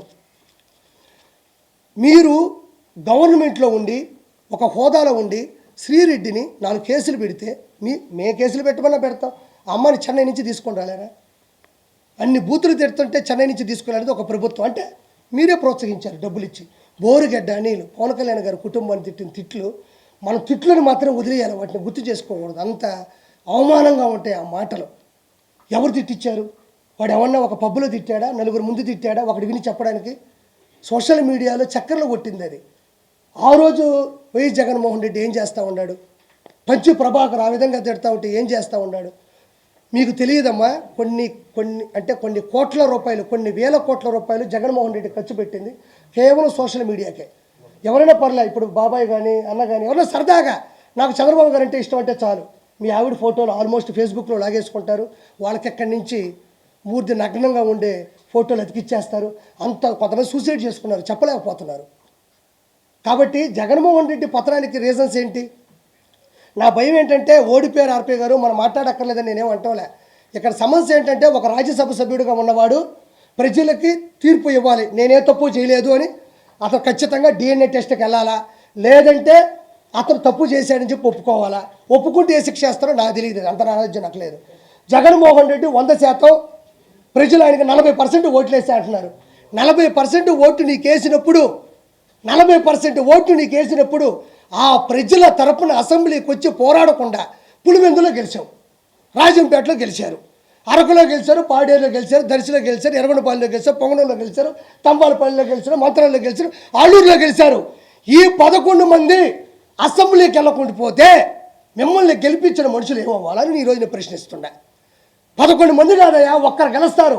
ఆ ఒక్కరైనా అసెంబ్లీకి పోయి వాళ్ళ సమస్యలు అక్కడ చెప్పడానికే కదా అసెంబ్లీ ఉంది. మెంబర్ ఆఫ్ లెజిస్లేటివ్ అసెంబ్లీ వీళ్ళందరూ ఎందుకున్నారు? శాసనకర్తలు ఎందుకున్నారు? శాసనసభ్యులు ఎందుకున్నారు? అంటే నువ్వు పోకపోగా 10 మందిని చెడగొట్టి వాళ్ళు ఎంతో కష్టపడి వాళ్ళని నమ్మి 11 నియోజకవర్గాల్లో ఓట్లేసి గెలిచారు వాళ్ళు. ఆ 11 నియోజకవర్గాల్లో ఉండే జనాలు ఈరోజు నమ్ముకున్నారు ఆ 11 మందిని. వాళ్ళు అసెంబ్లీకి పోకపోతే నిన్ను నమ్ముకొని వస్తే ఆ 11 నియోజకవర్గాలు ఏమవ్వాలని ఈరోజు జగన్మోహన్ రెడ్డిని నేను ప్రశ్నిస్తున్నా. నీకు దమ్ముంటే, నీకు ధైర్యం ఉంటే, నీకు కలేజా ఉంటే, నేను ఒక్కడే వచ్చానంటున్నావు కదా, నీకు దమ్ముంటే అసెంబ్లీకి రా. నువ్వు అసెంబ్లీకి రా, నేను మాటిస్తున్నా నా పార్టీ నుంచి. నువ్వు భువనేశ్వర్ గారిని అన్నట్టు, రాయపాటి అన్న గారిని అన్నట్టు, అదేవిధంగా పాపం ఉండవల్లి అనుష గారిని అన్నట్టు, మంగళపూడి అనిత గారిని అన్నట్టు దయచేసి మా ప్రభుత్వం అనదు. మాకు సంస్కారం ఉంది. మేము ఏ రోజు ఆడవాళ్ళ గురించి అసభ్యంగా మాట్లాడాలి, అసభ్యంగా చిత్రీకరించలేదు. నీ భయం ఏంటంటే మీ ఆడవాళ్ళ జోలికి రాము. ఒకటే మందల రాజకీయంలో నువ్వేం తప్పు చేసావు, నువ్వేమో అంటే ఎంత అజ్ఞానంగా ప్రవర్తించావో, ఎంత దారుణాలు చేసావో వాళ్ళు ప్రశ్నిస్తారు. నువ్వు కూడా వచ్చి ప్రశ్నించు. మన 7,000 రూపాయలు పాపం మనందరికి కూడా పింఛన్లు ఇవ్వడం జరిగింది. ఇప్పుడు చెప్పారు మనిషి 15,000 రూపాయలు అన్నారు. ఏం వచ్చాగవా జగన్మోహన్ రెడ్డికి? షుగర్ ఏ లెవెల్లో ఉందో నాకు అర్థం కావడంలే. జస్ట్ నెల 10-15 రోజులైందమ్మా. మొన్నే పాపం 14-15 లక్షల కోట్ల రూపాయలు అప్పు పెట్టి ప్రజాధనాన్ని ప్రజలకు చాలామంది తెలియదన్నా, ఈ భూమి మీద పుట్టిన ప్రతి ఒక్కడికి ఈ భూమి మీద ఒక హక్కు ఉంటుంది. కొండలు ప్రకృతి వనరులే. ఋషికొండ దేవుడి సన్నిధితో సమానం. 7 ఋషుల పైన యాగాలు చేశారంట. తిరుమల కొండ నాశనం చేశాడు. ఒక కొండ లేదు, ఒక ఇసుక లేదు. ఈరోజు రోడ్లు మీకు వేయలేదని మీరు ఫీల్ అవుతున్నారు. రోడ్లు వేసేసారని సంతకాలు పెట్టుకోవాలి. ఎప్పుడు 1,000 కోట్లు 1,00,000 కోట్లు డబ్బులు తీసేసుకున్నారు. ఆ అభివృద్ధి జరిగిపోయినట్టు అందులో సంబంధించినటువంటి అధికారుల చేత సంతకాలు పెట్టి ఆ డబ్బుల్ని పంచేసుకున్నారు. కొన్ని లక్షల, ఒక్క విజయసాయి రెడ్డి దగ్గర 5 లక్షల కోట్ల రూపాయల డబ్బులు ఉంది. కాదు అంటే నేను తప్పు చేశానంటే నా మీద కేసు పెట్టమను. నేను మొన్న కూడా చెప్పా, రోజా దగ్గర 3,000 కోట్ల రూపాయలు ఉంది అని చెప్పాను నేను. ఉంది. ఎన్ని ఇసుక, ఎంత దౌర్జన్యాలు, ఎన్ని దందాలు, ఎన్ని రిజిస్ట్రేషన్లు, ఎన్ని కానుకలు. ఈరోజు 5 లక్షల కోట్ల రూపాయలు బ్లాక్ మనీ ఒక విజయసాయి రెడ్డి దగ్గర ఉంది. విజయసాయి రెడ్డి ఎవరండి? ఒక చార్టెడ్ అకౌంట్. అంతేనా? ఒక చార్టెడ్ అకౌంట్. ఎక్కడి నుంచి వచ్చింది ఈ పదవి? కేవలం ఇతని లెక్కలన్నీ అతని దగ్గర ఉన్నాయి, అతని లెక్కలన్నీ ఇతని దగ్గర ఉన్నాయి, అతని లెక్కలు ఇతను తేల్చేస్తాడంటే కుదరదు. కాబట్టి మనోడికి డైరెక్ట్గా ప్రత్యక్ష రాజకీయాలు గెలవలేడు. కాబట్టి ఏదో నామినేటెడ్ పోస్ట్ ఇవ్వాలి కాబట్టి మెంబర్ ఆఫ్ పార్లమెంటు, ఎగువ సభ, రాజ్యసభ ఇవ్వడం జరిగింది. అంటే నేను ఒకటే చెప్తున్నా, ఈరోజు పోలవరం అవ్వాలి అంటే 1,00,000 కోట్లు కావాలంటే ఈ 1,00,000 కోట్లు నేను చెప్పిన 10 మంది దగ్గరే ఉంది. ఒకడేమో అంటాడు నాకు పోలవరం అర్థం కాలేదు అంటాడు, పోలవరం జనాలకు అర్థం కాదంటాడు, ఎందుకు అని అడిగితే నాకు అర్థం కాలేదంటాడు. ఒరే నాయన, మేము జబర్దస్తులో ఈ జోకులు ఎన్నో వేసాం, మేము జబర్దస్తులో ఇలాంటి జోకులు కొన్ని కోట్లు వేసాం, 16 రేటింగ్ చూసాం. ఈరోజు ఈ స్థానం ఉందన్నా ఇంకోటి ఉందన్నా మాకు జబర్దస్తే, నేనే కాదనలేదే. నేను వాదించింది సంస్థ మీద, జబర్దస్త్ షో మీద కాదు. మేము ఇలాంటి జోకులు జబర్దస్తులు ఎన్నో వేసేసాం. ఒకడంటాడు ఐటీ పరిశ్రమలు తీసుకురాలేదంటే నేను ఫారిన్కి వెళ్తే నాకు చలి తగులుతుంది, నాకు పెదాలన్నీ పగిలిపోతాయని ఒకడంటాడు, అదొక జోకు. ఒకడేమో పోలవరం అనేది ఎవరికి అర్థం కాదు, ఎందుకంటే నాకు అర్థం కాదంట. అంటే ఏంది ఇది? ఒక జల వనరుల అభివృద్ధి శాఖ మంత్రి, ఒక ఇరిగేషన్ డిపార్ట్మెంట్ మినిస్ట్రీ ఇస్తే ఈ విధంగా మాట్లాడతారా? ఏముంది అక్కడ పోలవరం అర్థం కాకపోవడానికి? కృష్ణా అనేది గోదావరి అనుసంధానం కలపగలిగిందే పోలవరం అంటారు. ఏలూరు జిల్లాలో పోలవరం ఒకటి ఉంది. ఇది పూర్వం 1941వ సంవత్సరం వెంకటకృష్ణ అయ్యంగారు ఎవరు ఒక ఆయన వచ్చి, సార్ గోదావరి జలాలు అనవసరంగా నీళ్లు వెళ్ళి బంగాళాఖాతంలో కలిసిపోతుండాయి, ఇదొక్కటి దయచేసి కొంచెం టైం అయినా నాకు ఇస్తాను, నేను మనస్ఫూర్తిగా ప్రశ్నలు కోరుకుంటున్నాను. నేను ఈరోజు పోలవరం గురించి ఒక 4 మాటలు చెప్తాను. నాకు తెలిసింది, చాలామందికి ఇది తెలియదు. పోలవరం అంటే ఏమీ లేదండి, ఏమీ లేదన్న విషయం వైఎస్ఆర్సీపీకి కూడా తెలుసు, ఎందుకంటే డబ్బులన్నీ ఎత్తేసారు. ఏమి ఉన్నదాడా, ఏముంటుందా? పోలవరం అనేది ఏంటంటే కృష్ణా నది, గోదావరి నది, ఈ రెండింటినీ కలుపుతూ ఒక ప్రాజెక్ట్ చేయాలి, ఒక డ్యామ్ కట్టాలి, ఒక రిజర్వాయర్ కట్టాలి. రిజర్వాయర్ అంటే రిజర్వ్ నిల్వ ఉంచడం అంటారు. గోదావరి నది అనేది పైన ఉంటుంది, కృష్ణా నది కింద ఉంటుంది. గోదావరి నది దగ్గర లెక్కలేనన్ని నీళ్లు, కొన్ని లక్షల ఎకరాలు సాగు, అంటే ఒకటి కాదు పంట, 2 పంటలు ఇచ్చు, 3 పంటలు కూడా ఇచ్చు. అన్ని నీళ్లు పైనుంచి వచ్చే నీళ్లు, వర్షధారాల నుంచి వచ్చే నీళ్లు ఆ గోదావరిలోకి వచ్చి మనం అడ్డుకట్ట వేయకపోవడం వల్ల, దాన్ని అడ్డుగా ఏమీ పెట్టలేకపోవడం వల్ల వచ్చే నీళ్ళు వచ్చినట్టు తెలిపి సముద్రంలో కలిసిపోతున్నాయి. ఆ నీళ్ళని మనం ఒక రిజర్వ్ చేసుకొని, ఒక ఆనకట్ట కట్టుకొని, ఒక డ్యామ్ కట్టుకుంటే ఆ నీళ్ళని అలా ఆపగలిగితే, ఆ నీళ్ళని మనం ఏం చేస్తామంటే దానికి అడ్డంగా వాలు కట్టుకుంటే ఆ నీళ్ళని 2, ఒక లెఫ్ట్ కెనాలు, ఒక రైట్ కెనాల్ అని 2 రకాలు ఉంటాయి. ఆ నీళ్ళను 2 వైపులకు మళ్ళిస్తే ఒక పక్క విశాఖపట్నం ఒక 3 లక్షల ఎకరాలకి సాగునీళ్ళు ఇవ్వచ్చు, తాగునీళ్ళు ఇవ్వచ్చు, కర్మాగారాలకి, పరిశ్రమలకు కూడా మనం నీళ్ళు ఇవ్వచ్చు. ఇటు నుంచి కృష్ణాకు పంపించవచ్చు, కృష్ణాకు కూడా కొన్ని లక్షల నీళ్ళని పంపించవచ్చు. అంటే నీళ్లు ఎక్కువగా ఉన్నటువంటి గోదావరి నుంచి నీళ్లు తక్కువగా ఉండే కృష్ణాలో పంపించి ఆ నీళ్ళని ప్రజలకి పంచడం. కాకపోతే ఇక్కడ సమస్య వచ్చిందంటే ఇది చిన్న విషయమే కదా, చేయొచ్చు కదంటే ఏమీ లేదండి. ఈ గోదావరి నీళ్ళు ఏవైతే వెళ్ళిపోతున్నాయో ఆ నీళ్ళకి అడ్డంగా ఒక డ్యామ్ కట్టాలి. ఆ డ్యామ్ కట్టాలంటే అది చాలా దూరం లోతు, అంటే బంకమట్టి, ఇసుక, అంటే గట్టి ఏదైతే మనం దృఢంగా ఉండే నేల ఉంటుంది కదా, ఆ నేల చాలా లోతులో ఉంది. అక్కడికి వెళ్ళి ఆ భూమి మీద మనం గోడ కట్టాల, ఆనకట్ట కట్టాల. ఇప్పుడు దాని మీద కట్టాలంటే అవ్వదు కదా. అప్పుడు ఏం చేయాలంటే అది అవ్వదు కాబట్టి ఇలా వెళ్తున్న నీళ్ళు ఏవైతే ఉన్నాయో వృధాగా, దానికి డయాఫామ్ వాల్ అని ఒకటి కట్టి ఆ నీళ్ళని ఇటు మరల్చి ఇక్కడ ఆనకట్ట కట్టాల. ఇటు వెళ్తున్న నీళ్ళకి అడ్డుగా ఒక గోడ కట్టి ఇట్ట తిప్పి నీళ్ళని ఇక్కడ ఒక ఆనకట్ట కట్టాల. అంటే ఇది పూర్తి చేసి ఆ నీళ్ళకి ఆనకట్ట కట్టి దానికి గేట్లు పెట్టి చేయాలా. 2 పక్కల 2 కెనాలు కట్టాలా. ఇది అర్థం కాకపోవడానికి ఏముంది ఇట్లా అర్థం కాకపోతే ఇటు పోయి నీళ్ళు ఇటు ఆపినావు, ఆ నీళ్ళు ఎటు తిప్పినావు, ఈ ఆనకట్ట కట్టావు, గేట్లు ఎత్తినావు, నీళ్ళు పోయినాయి, కృష్ణాకి ఇటు పోయినాయి. ఇది ఇట్లా ఆలోచించడానికి ఏముంది, అర్థం కాకపోవడానికి ఏముంది?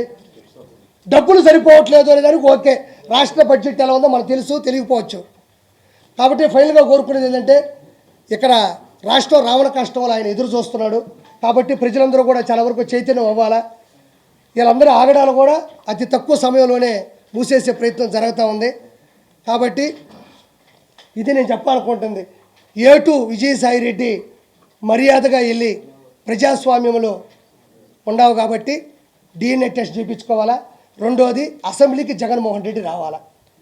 ఇవి రెండు రాగలిగితే ఎంతో కొంత మిమ్మల్ని జనాలు విశ్వసిస్తారు. నేను కూడా చెప్తాను, 2029లో నాకు తెలిసే వైనాటు 175 కూటమి. ఈరోజు చెప్తున్నాను నేను ధైర్యంగా. మీరు చేసే ప్రయత్నాలు, మీరు చేసే చేష్టలు ఇదే విధంగా ఉంటే వైనాటు 175 రెండు ఇచ్చాడు, 1 మధ్యలో మైనస్ కొడితే 0. ఎంతతో కథం. అడగండి అన్న, మీరు అడగండి.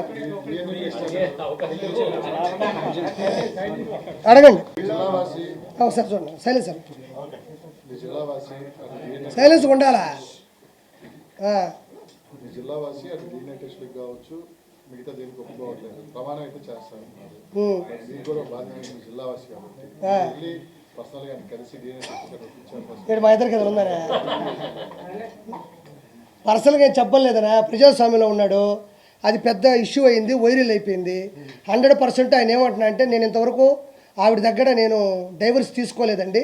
రేపు ఏదన్నా బిడ్డ పుడితే రేపు నాకు పుట్టాడని చెప్పేసి నా ఆస్తుల భాగానికి వస్తారు, నాకు భయంగా ఉంది.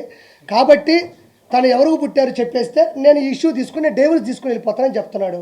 నాకు ఆస్తులు అంతస్తులు ఏమొద్దు అంటున్నాడు. ఇంకో మధ్యలో ఒక మాట చెప్పాలా. ఇప్పుడు 2,60,00,000 2,50,00,000 పెట్టి ఆవిడ ఒక విలా కొనుక్కునింది. 100% విలా కొనుక్కుంది, ఆధారాలతో సహా పట్టుబడింది. ఆయనే చెప్తున్నాడు, నేను 1,60,00,000 పెట్టుకొని బ్యాగు పట్టుకొని వచ్చాను, నాకు ఇద్దరు కూతురు పుట్టారు కాబట్టి నాకు. ఆయన చెప్పేశాడు, ఒప్పుకునేశాడు. రేపు కేసు వస్తే ఆయన కూడా జైలుకి వెళ్తారో వేరే విషయం. 1,60,00,000 బ్లాక్ మనీ విజయసాయిరెడ్డి ఇస్తే మొగుడు తీసుకెళ్ళి ఇచ్చాడు. అందులో 60,00,000 సతీమణి సునంద గారు ఇచ్చారంట. ఆయన ఒప్పుకుంటున్నాడు. విజయసాయిరెడ్డి ఇంట్లో 60,00,000 రూపాయలు బ్లాక్ మనీ మదన్ మోహన్ గారికి ఇచ్చారంట. ఇదొక కేసు తేలాలా. ఇది ఇప్పుడు ఏంటంటే ఎవరికి పుట్టారు, ఏ పిల్ల పుట్టి ఈ కాదు ఇప్పుడు ముఖ్యం. ఇందులో తేలాల్సిన నిజాలు ఏంటంటే 1,60,00,000 రూపాయల బ్లాక్ మనీ విజయసాయిరెడ్డి ఎందుకు ఇచ్చాడు, ఎలా ఇచ్చాడు, ఎవరి ద్వారా ఇచ్చాడు ఒకటి కావాలి. 3 కోట్ల రూపాయల విల్లా ఎండోమెంట్ అసిస్టెంట్ కమిషనర్గా ఉన్నటువంటి శాంతి గారు ఎలా సంపాదించారో చెప్పాలి. ఇది చూసిన తర్వాత వెంటనే కేసు బుక్ చేసి ఈ శాంతి అనే ఒక వ్యక్తి, శాంతి గారు, మనం ఇంకా ప్రూవ్ లేదు కూడా మనం తప్పు మాట్లాడకూడదు, ఎన్ని ఎండోమెంట్ భూముల మీద సంతకాలు పెట్టిందో, ఎన్ని కబ్జాలు చేశారు, ఎన్ని చేశారన్నది కూడా దీని ద్వారా బయటకు రావాలని కోరుకుంటున్నా. అది ఆయన వస్తాడు, లేకపోతే చర్యలు తీసుకుంటారు.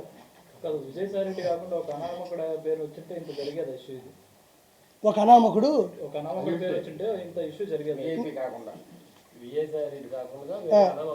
ఇప్పుడు ఒకటన్నా, ఇప్పుడు ఒక అనామకుడు అనుకో అంత ప్రెస్ ఉండదు. ఇప్పుడు కోర్టులో చాలా కేసులు ఉన్నాయి, ఫ్యామిలీ కేసులు ఉన్నాయి, సివిల్ ఉన్నాయి, క్రైమ్లు ఉన్నాయి, అన్నీ ఉన్నాయి. మీరు ఎవరిని తీసుకెళ్ళి మైకి పెడతారు? మీరు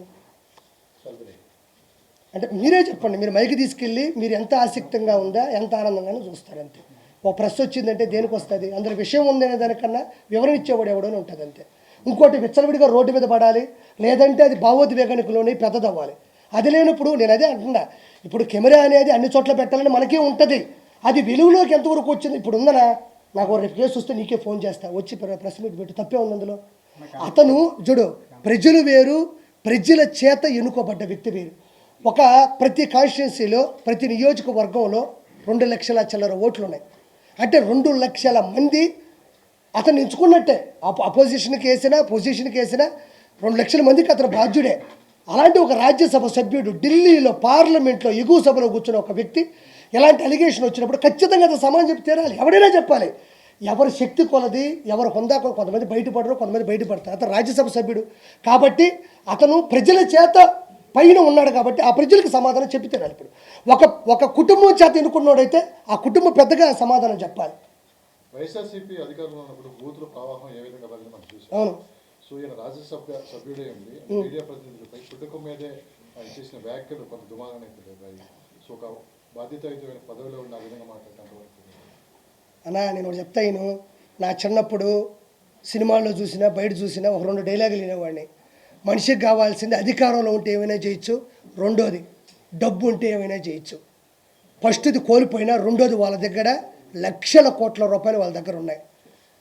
డబ్బుతో కాంది ఏదీ లేదు అన్న రెండో సామెతను వాళ్ళు తీసుకున్నారు. ఏంటంటే ఈ 5 సంవత్సరాలు వాళ్ళు ఎలా బతికారంటే యమదొంగ సినిమాలో ప్రియమణి గారిని కాపాడడానికి జూనియర్ ఎన్టీఆర్ గారికి వచ్చినప్పుడు పందులు బలిసినట్టు చూడాలి. ఒక 5 మంది ఉంటారు, గుర్తుందా మీకు? పాప ప్రియమణి గారిని అల్లాడిస్తుంటారు 5 మంది, జయప్రకాష్ రెడ్డి గారు. అప్పుడు జూనియర్ ఎన్టీఆర్ గారికి వచ్చి బెల్ట్ తీసుకొని కొడుతుంటాడు. 5 మందిలో వీళ్ళు ఒకటే, ఆ పేరు నాని, కొడాల నాని కావచ్చు, మా అనిల్ కుమార్ యాదవ్ కావచ్చు, ఈ అంబటి రాంబాబు కావచ్చు, పందులు బలిసినట్టు బలిశారు. ఆంధ్రప్రదేశ్ డబ్బులు తిని పందులు బలిసినట్టు బలిసినారు. ఇప్పుడు జూనియర్ ఎన్టీఆర్ గారిలాగా ఇప్పుడు అసలు శిశులని మనిషి వచ్చాడు. వాళ్ళకి ఏం చేస్తున్నామో తెలియనటువంటి ఆలోచనలో ఇప్పుడు ఎవరో పాపం ఒక అతను అన్నాడు, రే ఏందిరా నీకు నాకు ఉన్నట్టే అంటున్నాడు, అదిరా అంటున్నాడు, ఇదిరా అంటున్నాడు. మగాని నేను ఒకటే అంటున్నా, వాళ్ళు నిన్ను చాలా సభ్యతంగా చాలా మాట్లాడారు, చాలా మంచిగా క్వశ్చన్లు అడుగుతున్నారు. నీ ఆక్రోశం ఎవరి మీద ఎలగక్కాలి? వాళ్ళకి చెప్పాల్సిన సమాధానం చెప్పి నీలో నువ్వు మాట్లాడుకొని నువ్వు ఏం చేయాలో అది చేయాలి తప్ప నన్ను ప్రశ్నించకూడదు, నన్ను ఎవరూ ప్రశ్నించకూడదు. అదే విజయసాయిరెడ్డి ఇన్ని మైకులు పెట్టుకొని ఏ రోజైనా మాట్లాడినాడా? ఎప్పుడు చూసినా సాక్షి పెట్టుకోవడం, సాక్షిలో పొరపాటు మాడితే ఆయన ఎడిటింగ్ చేసుకోవడం, ఎంత బాగుందో ఆయన విజలు కొట్టుకొని అందులో ఎట్టేవాడు. అందులో కూడా మనం బాధపడాల్సింది ప్రెస్లో కొంతమంది కూడా అదేదో అంటే తెగనవ్వారు. యూనిటీ మీలో మిస్ అయితే మీరు కూడా అందరికీ చీప్ అవ్వడం అనేది చాలా చిన్న విషయమే, మనమే సంగడాగిపోతాం. ఈరోజు ఎట్టకేలకి శ్రీరెడ్డి మీద కేసు బుక్ చేశారు కర్నూలు. ఎన్ని చేయలేదా ఈసారి యాక్షన్ ఉంటుందా లేకపోతే అలా నెల 10 రోజులే ఇల్లు వేయను, పేడ తెచ్చుకున్నాం, నీళ్ళలో కలిపినాం, కింద చల్లాలా, ముగ్గేయాలా. ఇంకోటి మనకు రాజధాని లేదు, ఇంకోటి డెవలప్మెంట్ అసలు లేదు. ఇప్పుడు దాన్ని లోపలికి వెళ్ళి లోతుగా చూడాలా, ఏది పోయిందో ఎత్తుక్కోవాలా, ఎంత అప్పు తెచ్చినాడో తెలియాలా, ఈ అప్పులు తీర్చడానికి నిందలేసుకోవాలా. ఇప్పుడు వెంటనే దుష్టుల్ని సంహారం జరగాల, ఒక పక్క ఇది చేయాలా, ఒక పక్క పరిశ్రమలు తేవాలా, ఇంకో పక్క ఈ పరిశ్రమలు చెడగొడతామని చెప్పేసి ఇలాంటివి దౌర్భాగ్యంగా చేస్తున్నాడు కావాలనే. పరిశ్రమలు వస్తే ఎక్కడెక్కడ ఎదుగుదల ఉండదేమో ఈ విధంగా నరుక్కుంటున్నారు. రేపు ఏదైనా సమ్మెలు జరిగిందంటే, మన కార్మిక పరిశ్రమ పడిపోయిందంటే, పరిశ్రమ అంటే 10 మంది పనిచేస్తారనా, ఒక పరిశ్రమ వస్తుంది, ఐటీ పరిశ్రమ. ఈ విధంగా నరుక్కుంటా సమ్మెలు చేసుకుంటా ఉంటే లక్షల కోట్లు పెట్టుబడి పెట్టి లక్షలు సంపాదించాలనుకున్న ఏ పరిశ్రమ మూతపడిందంటే ఆ పరువు పోద్దనుకుంటారు. ఇలా అసభ్యంగా ఇలా మైలేజ్ తగ్గిస్తూ ఉంటే ఏం జరుగుతుంది మీకు తెలియదు ఏముంది. కాబట్టి పరిశ్రమలు మీరు నమ్మరుగానే వాళ్ళు నిజంగా చాలా దృఢమైన సంకల్పంతో ఉన్నారు, తండ్రి కొడుకులు ఇద్దరు కూడా. వాస్తవంగా నా తెలిసింది చెప్తాను, నేను పార్టీ సభ్యుడిని కాదు. వాళ్ళు పరిశ్రమలు తెస్తున్నారు, మంచి మంచి పరిశ్రమలు. ఈ విధంగా ఈ పనులు చేయడం వల్ల కొంచెం వాళ్ళు ఇబ్బంది పడుతున్నారు. నేను అందుకే అంటున్నా, ప్రజలు ఉత్తేజితమయ్యి తల్లిదండ్రులకు ప్రతిరోజు మనం చెప్తానే ఉండాలి. అధికారంలోకి వచ్చి 30 రోజులు అవుతుంది, 30 మర్డర్లు జరిగాయి ఆంధ్రప్రదేశ్లో. ఇది లోకేష్ గారు రెడ్ బుక్లో ఉన్న స్క్రిప్ట్ ప్రకారం జరుగుతుందని చెప్పి వినిపిస్తున్నారు. రెడ్ బుక్ అంటే ఏందన్నా? ఎర్ర పుస్తకం అంటే ఏందన్నా? దానికి చెప్పలేదు సమాధానం. ఏదో పెద్ద ఈయన కాబట్టి సాధించాడు ఎర్ర పుస్తకం. రెడ్ బుక్ అంటే ఏంటంటేనమ్మా, రెడ్ బుక్ అంటే ఏంటంటే ఏముంటుంది, ఎవడైతే తప్పు చేశాడో లా ప్రకారం బయలా వాళ్ళని కేసులు పెట్టంటే ఏదో తోసి కాదు, ఏ తప్పు చేస్తారో ఆ తప్పుని వెలికి తీసి వాళ్ళకి శిక్షించడం. సోషల్ మీడియాలో ఇప్పుడు వరకు మనం చూస్తుంది ప్రభుత్వం వచ్చి ఇంకా నెల 15 రోజులు అవ్వాలి, కానీ క్రైమ్ రేట్ ఎక్కువ పెరిగిపోయింది ఆంధ్రప్రదేశ్లో. గల్లీలో మరణాలు జరిగిపోతున్నాయి, కానీ ఇలాంటి ప్రాపకాండ ఎక్కువ జరుగుతుంది. ఇది ఎంతవరకు నిజం ఉందంటారు? నేను చెప్తున్నానండి, చనిపోయే ప్రతి వ్యక్తి వెనక జగన్మోహన్ రెడ్డి రాక్షసత్వం ఉంటుంది. జగన్మోహన్ రెడ్డి గంజాయి ఇచ్చి మనుషులను చంపించేసి అతనే వచ్చి పరామర్శిస్తాడు. ఎప్పటి వరకు జరిగిన వినాలా, ఎక్కడ వరకు వినాలా, అది ఇటు వచ్చి అందరం కలిసి మాట్లాడదాం. ఒకటి చెప్తున్నా, నా మాట నమ్మండి, ఎప్పటి వరకు జరిగిన ప్రతి హత్యలో జగన్మోహన్ రెడ్డి రాక్షసత్వం ఉంది, జగన్మోహన్ రెడ్డి ప్లాన్ ఉంది. జగన్మోహన్ రెడ్డి కోసం ప్రాణాలు ఇవ్వడానికి సిద్ధంగా ఉన్నారు లేదో నాకు తెలియదు, కానీ వాళ్ళ ప్రాణాలని బలి తీయడానికి జగన్మోహన్ రెడ్డి సిద్ధంగా ఉన్నాడు. మనం 2 గ్లాసులు తాగితేనే పిల్లల దగ్గర చెప్తూ కొట్టించుకుంటాం, ఏం మాట్లాడో మనకే అర్థం కాదు. అలాంటిది గంజాయి తాగితే ఓడి ఏం ప్రవర్తిస్తాడో, ఓడి ఎలా ప్రదర్శిస్తాడో మనం 4 రోజులు ఉంటుందంట ఒక గంజాయి తాగితే, అంత వేసుకుంటే నోట్లో. అలాంటిది కత్తితో నరకుతున్నా కూడా బాధ భయం ఉండదు. ఆ రక్తం చూస్తే మన కళ్ళు తిరగవు. మనం ఏదో పబ్జీ ఆడినట్టో ఏదో ర్యాపిడ్ ఫైర్ ఆడినట్టే ఉంటుందంట. అది నాకు కూడా తెలియదు, నేనే ఇప్పుడు తాగలేదు. జాతీయ స్థాయిలో ఇది తీసుకొని పోవడానికి ఢిల్లీలో కూడా ధర్నా చేస్తారు. ఎవరు? నేను కూడా చెప్తా, ఢిల్లీ మన అయింది, మన సన్న అయింది, నాది అయిపోద్ది. అదే మాటలు 100 చెప్తా, నా పోయినాటు 175 అన్నాడు. ఏదే ఆడిపోయినాడు ఏమయ్యా? 175 సీట్లలో బై 10 = 17.5 = 18 సీట్స్ ఉండాలా. 10% సీట్లు మనం గెలిస్తే ప్రతిపక్ష హోదా వస్తుంది. అది రాజ్యాంగంలో ఏ చిన్నపిల్లలు అడిగినా చెప్తాడు. నాకు ప్రతిపక్ష హోదా కావాలని ఏడుస్తాడు కింద పడి. చాక్లెట్లు అడుగు. రెండో బలమైన పార్టీ కాబట్టి నాకు ఇవ్వాలి అంటున్నారు కదా జగన్మోహన్ రెడ్డి. అవునప్ప, రెండో బలమైన పార్టీ ఏంటి? సీఎం పదవి తీసుకో. చంద్రబాబు నాయుడు గారు ఇంకేదైనా కుప్పంకు పోయి ఏదైనా పాపం ఏదైనా చిన్న పని చేసుకుంటాడు.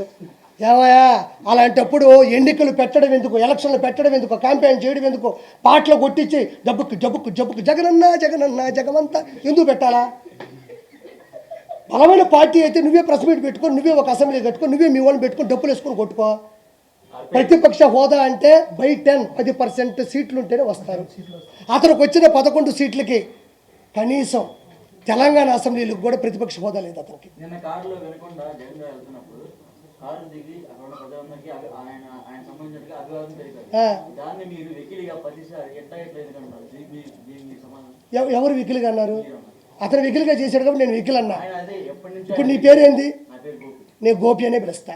అతను వికిల్ చేశాడు కాబట్టి నేను వికిల్ చేస్తానే అంట. దానికి ఇంకో పేరు లేదు. స్టార్టింగ్ నుంచి అలానే చేస్తాను. నేనేమో అలానే చేస్తాను. వెకిలిగా చేస్తాను. ఒక మనిషి గురించి విమర్శించేటప్పుడు, ఒక మనిషి గురించి పరామర్శించేటప్పుడు ఒక మాట మాట్లాడుతున్నా. అదే చంద్రబాబు నాయుడు గారిని పట్టుకొని మాట్లాడలేదా? ఆయన శరీరం గురించి మాట్లాడలేదా? అప్పుడు ఏం చేస్తున్నావు నువ్వు?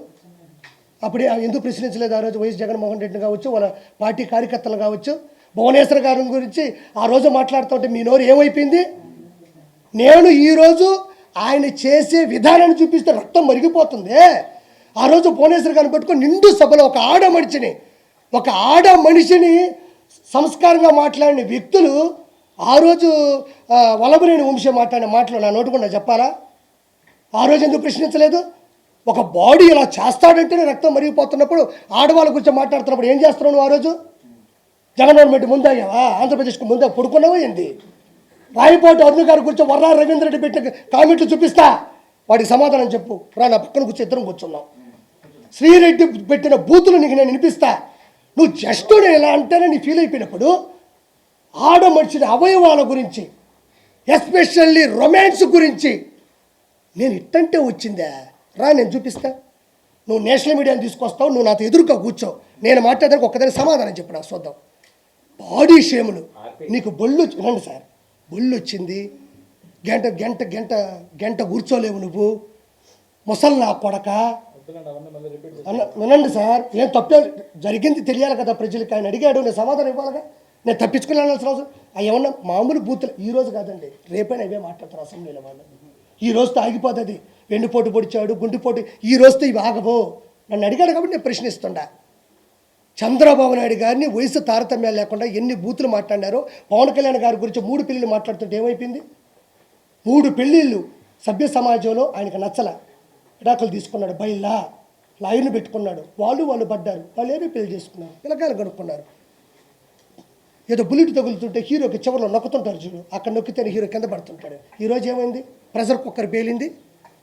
పవన్ కళ్యాణ్ గారికి 100% వచ్చింది. వైఎస్ జగన్మోహన్ రెడ్డి గంజాయిని ప్రేరేపించే ఈరోజు ఈ విధంగా జరుగుతున్నాయి. నేను ఎప్పుడూ ప్రెస్లో ఎవ్వరు ఏ సమాధానం అడిగినా నేను నిలబడే చెప్తా. నాకు తెలియదు అనేదంటే ఏది ఉండదు. మీరు ఏదైనా అడగండి.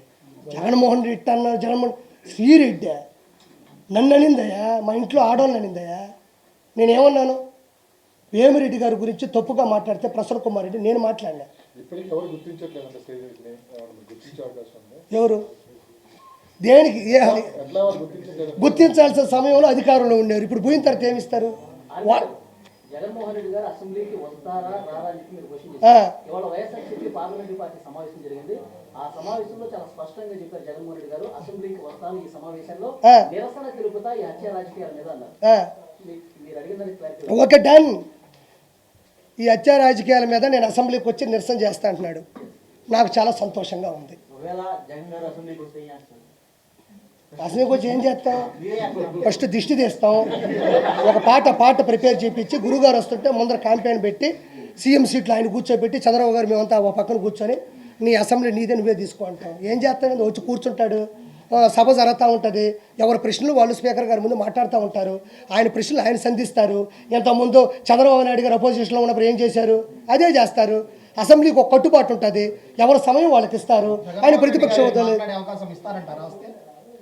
అలా వాడు చెప్తా గుర్తుపెట్టుకోండి. ఇప్పుడు అతను ఒక సర్వసాధారణమైనటువంటి ఎమ్మెల్యే అలా, సర్వసాధారణమైనటువంటి శాసనసభ్యుడు. అతను దానికి ఎంత ప్రియారిటీ ఉంటుందో అదే ఇస్తారు 100%. అంటే ఇప్పుడు మీరు చెప్పేది ఎట్టుంది, వస్తే కొట్టేస్తారా, వస్తే తిట్టేస్తారా? అది అసెంబ్లీ. జగన్మోహన్ రెడ్డి పెట్టుకున్న తొత్తు వలబరేని వంశీలాగా మేము బిహేవ్ చెయ్యం. ఆయన ఏం చేసి ఆయన కూడా ప్రశ్నించమను. మీరు ఇది చెప్పారు, ఇది చేయలేదు, అదే కదా అసెంబ్లీ ఉండేది. గత ప్రభుత్వంలో ప్రతిపక్షాన్ని పూర్తిగా గొంతునొక్కే ప్రయత్నం జరిగింది. చంద్రబాబు నాయుడు గారిని మాట్లాడలేదు, మన లోకేష్ గారిని, ఇలాంటి ప్రతిపక్ష నాయకులందరినీ కూడా ఎవరిని మాట్లాడనివ్వాలి. వాళ్ళు మండలిలో ఉన్నా సరే, అసెంబ్లీలో ఉన్నా సరే. అవును.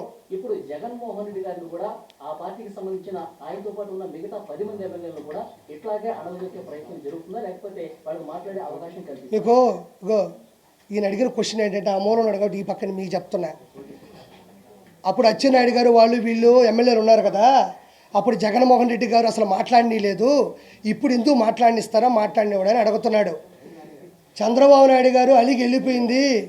మీరు 2014 నుంచి 19 దగ్గర ఏమి పోలవరం ప్రాజెక్ట్ చేశాడు అవి అడిగిన దానికి సమాధానం చెప్పలేక కాదు, ఇంట్లో ఆడవాళ్ళని దారుణమైన మాటలు మాట్లాడుతుంటే తట్టుకోలేక నిండు సభలో ఇంకా ఆడవాళ్ళని అక్కడ ఇంకా మాటలు అనిపించలేక వెళ్ళిపోయినాడు. చట్టసభ అనేది ఎలా జరగాలంటే, అసెంబ్లీ అనేది ఎలా జరుగుతుందంటే, వీళ్ళకో సమయం ఇస్తారు, వాళ్ళకో సమయం ఇస్తారు, వీళ్ళు మాట్లాడాలి. అది ఎవరికైనా ఇవ్వాల్సిందే. ఇప్పుడు 11 మంది వచ్చారన్నా, ఈ 164 మంది మాట్లాడుకుంటే ఏముంటుంది? అదే మన చుట్టాల సభ అవుతుంది. చట్టాల సభ ఎందుకు అవుతుంది? అదే వాళ్ళు మాట్లాడతారు, వాళ్ళు చెప్పేది వాళ్ళు చెప్తారు, వీళ్ళు చెప్పేది వీళ్ళు చెప్తారు, వాళ్ళు వినేది వీళ్ళు వెళ్తారు, అన్నిటికీ సమాధానం ఉంటుంది. ఇప్పుడు ఢిల్లీ వేదికగా ధర్నా చేస్తారంట ఆర్పి గారు, ఎంపీలు అందరూ ఎమ్మెల్యేలు. చట్టంగా ఉన్నట్టే 2019 నుంచి 2024 మధ్యన జగన్ పాలనలో హత్యలు చూడండి సార్. క్రమ సంఖ్య 1, వివిధ కేటగిరీలు సంఖ్య 3, బీసీ 300 మంది, ఎస్సీ ఎస్టీలు 188 మంది, మైనారిటీ సభ్యులు 11 మంది, మహిళలు 991, పార్టీ కార్యకర్తలు 79, ఎన్నికల కోడ్ సమయంలో హత్యలు 13, ఎన్నికల తర్వాత జరిగిన హత్యలు 6, మొత్తం 1588. ఇది 2019 నుంచి 2024 వరకు కూటమి గెలిచిన చివరిలో కావచ్చు, దాని ముందు వరకు జరిగిన వివిధ రకాల క్యాస్టులు కానీ ఒక క్రమ సంఖ్యలో 1588 హత్యలు వైఎస్ జగన్మోహన్ రెడ్డి క్రమంలో జరిగినాయి. నేను ఈరోజు కూర్చొని నేను అనేస్తా, ఢిల్లీ పోతా, మోడీ గారితో మాట్లాడతా అనేది అవుతుందా? నేను జగన్మోహన్ రెడ్డి ఇద్దరం ఒకటే. ఇప్పుడు నేను జగన్మోహన్ రెడ్డి ఇద్దరం ఒకటే. కిరాక్ కార్పి జగన్మోహన్ రెడ్డి ఇద్దరం ఒకటే. ఆయన మాజీ సీఎం కదండి, మరి మీరేం చేశారు? ఎవరు సీఎం? ఇప్పుడు మాజీ సీఎం అయితే మాజీ ఉంటే ఎంత తేడా వస్తుంది తెలుసు నీకు? ఇప్పుడు నేను మాజీ సీఎం అంటున్నాడన్న, ఇప్పుడు ఆర్పి గారు ఆయన ఎమ్మెల్యే, ఆయన ఒక అధికార ఎమ్మెల్యే కూడా. అవును నేను అంటున్నానబ్బా, నా ఆలోచన దృష్టిలో జగన్మోహన్ రెడ్డి నేను ఒకటే. నేను ఏం చేయలేడు, ఆయన ఏం చేయలేడు. ఏమన్నా చేస్తే ఇంకో ప్రెస్ మీట్ పెడతా, నేనే మాట్లాడతా. ఏమీ చేయలేడు. చింతకాయలు కూడా రాలవయ్యి చెప్తున్నాడు కదా. మనిషి చచ్చిపోతే 15,000 ఇచ్చారా, 15,000 ఇచ్చారా, 15,000 ఇచ్చారా? అక్కడ తెలియదు ఆ మనిషి వ్యక్తిత్వం ఎలా ఉంది, సైకలాజికల్గా ఎలా ఉంది. గుర్తుపెట్టుకో, ఇంకో 3-4 మంత్స్లో జగన్మోహన్ రెడ్డికి శస్త్రచికిత్స ఎర్రగడ్డలో కావాలి. ఇప్పుడు నుంచే టోకన్ తీసుకుంటే చాలా మంచిది, అందులో నో డౌట్. సీఎం పదకొండుగా జగన్మోహన్ రెడ్డి గారికి ఎక్కడికైనా వెళ్ళాలన్నా పరదాలు కట్టుకుని అక్కడ చెట్లన్నీ నాశనం చేశారు. అవును. నిన్న అదేం లేదు, మరి ఎలా వెళ్ళారు? ఏది నిన్న వినుకొని వెళ్ళారు కదా సార్. ఇప్పుడు పరదాలో లేవని ఎవరు చెప్పారు మీకు? పరదాల్లో లేకపోతే 10 మంది ప్రెస్ మీట్ పెట్టి మాట్లాడుతున్నప్పుడు మధ్యలో మాట్లాడితే తటకన కోపం ఎందుకు వస్తుంది? నీకు అది పరదాలు కాదా? 10 మంది ఉన్నారా ఇక్కడ? ఇదిగో ఇవన్నీ ఉండవు. ఇదిగో ఇక్కడ మహా ఉంది, బిగ్ టీ ఉంది, TV5 ఉంది, ABN ఉంది. మీరు నాతో మాట్లాడుతూ ఉన్నారు, నేను గబగబ మీకు చెప్పేసి మీరు నన్ను ప్రశ్నించే లోపల నేను వెళ్ళిపోతే అది పరదాలు కాదా? పరదాల మాట బతకడం కాదా? అక్కడ పోయినాడు, ఏం మాట్లాడాలా? కాసేపు ఏడవాలి కదా, యాక్టింగ్ అన్నా చేయాలి కదా. పోయిన దానికని యాడ్ చేసినాడా? యాక్టింగ్ అంటే నేనేం తప్పు అన్నోలే, కనీసం పోయిన దానికి మన బాధ వచ్చినా బాధ రాకపోయినా ఎంతో కొంత బాధ రావాలి కదా. అది కూడా చేయలేదు కదా. రాష్ట్రపతి పరిపాలన రాదు వాడు చెప్తానండి. ఫైనల్గా ఆయన దూరం ఇంత సేపు ఉన్నంత వరకు నేను గర్వంగా ఫీల్ అవుతున్నా. ఫైనల్గా ఏంటంటే అతను 2019 నుంచి 2024 వరకు 151 మంది ఎమ్మెల్యేలు, అంటే ఒకరు వెళ్ళిపోయారు, కోటరెడ్డి సీతారెడ్డి గారు, ఆయన నచ్చక తీసేయండి. 150 చిల్లర ఎంతమంది అయితే ఉన్నారో వాళ్ళు ప్రతి ఒక్కరూ అవినీతి చేశారు, కొన్ని వేల కోట్ల రూపాయలు. వాళ్ళు ఏమనుకున్నారంటే రాబోయేది మనమే, రాబోయే 30 సంవత్సరాలు మనమే అని ఏ తప్పుడు కూడా కప్పి పెట్టే ప్రయత్నం చేయలేదు, కప్పి పెట్టలేదు, అలా వదిలేశారు. To be continued. ఇప్పుడు నేను చెప్తున్నా, ఈ 5 సంవత్సరాల్లో 150 మంది ఎమ్మెల్యేలు జైలుకి వెళ్ళబోతున్నారు బయలా. నాకు తెలుసు, నెల్లూరులో నేను చూశాను, ఎంగడగిరిలో చూసా, సూర్యాపేట చూసా, కోవూరు చూసా, కావలి చూసా, ఆత్మకూరు చూసా. 150 మంది వెళ్ళబోతూ ఉన్నారు. మీరు అడిగిన దానికి ఒకటే, ప్రతి ఒక్కరూ అవినీతి చేశారు వాళ్ళు. ఏ పదవి పోతుంటారు నాకా మీరు అనుకుంది ఎవరు? నేను ఎప్పుడు ఏది అనుకోలేదు, నేను జీవితంలో ఏది అనుకోను, అక్కడ పోతూ ఉంటా. అనుకుంది అనిపిస్తుంది. మొన్న చెప్పి వెంకటేశ్వర స్వామిని, నేను అంతసారి ఇంకోసారి చెప్పండి. నేను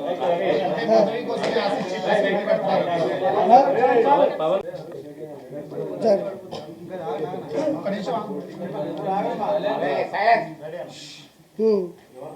అన్నయ్య అడిగిన క్వశ్చన్ అంటే మళ్ళీ నేను మీకు చెప్పాలి, ఎందుకంటే అరిచేసినారు మధ్యలో.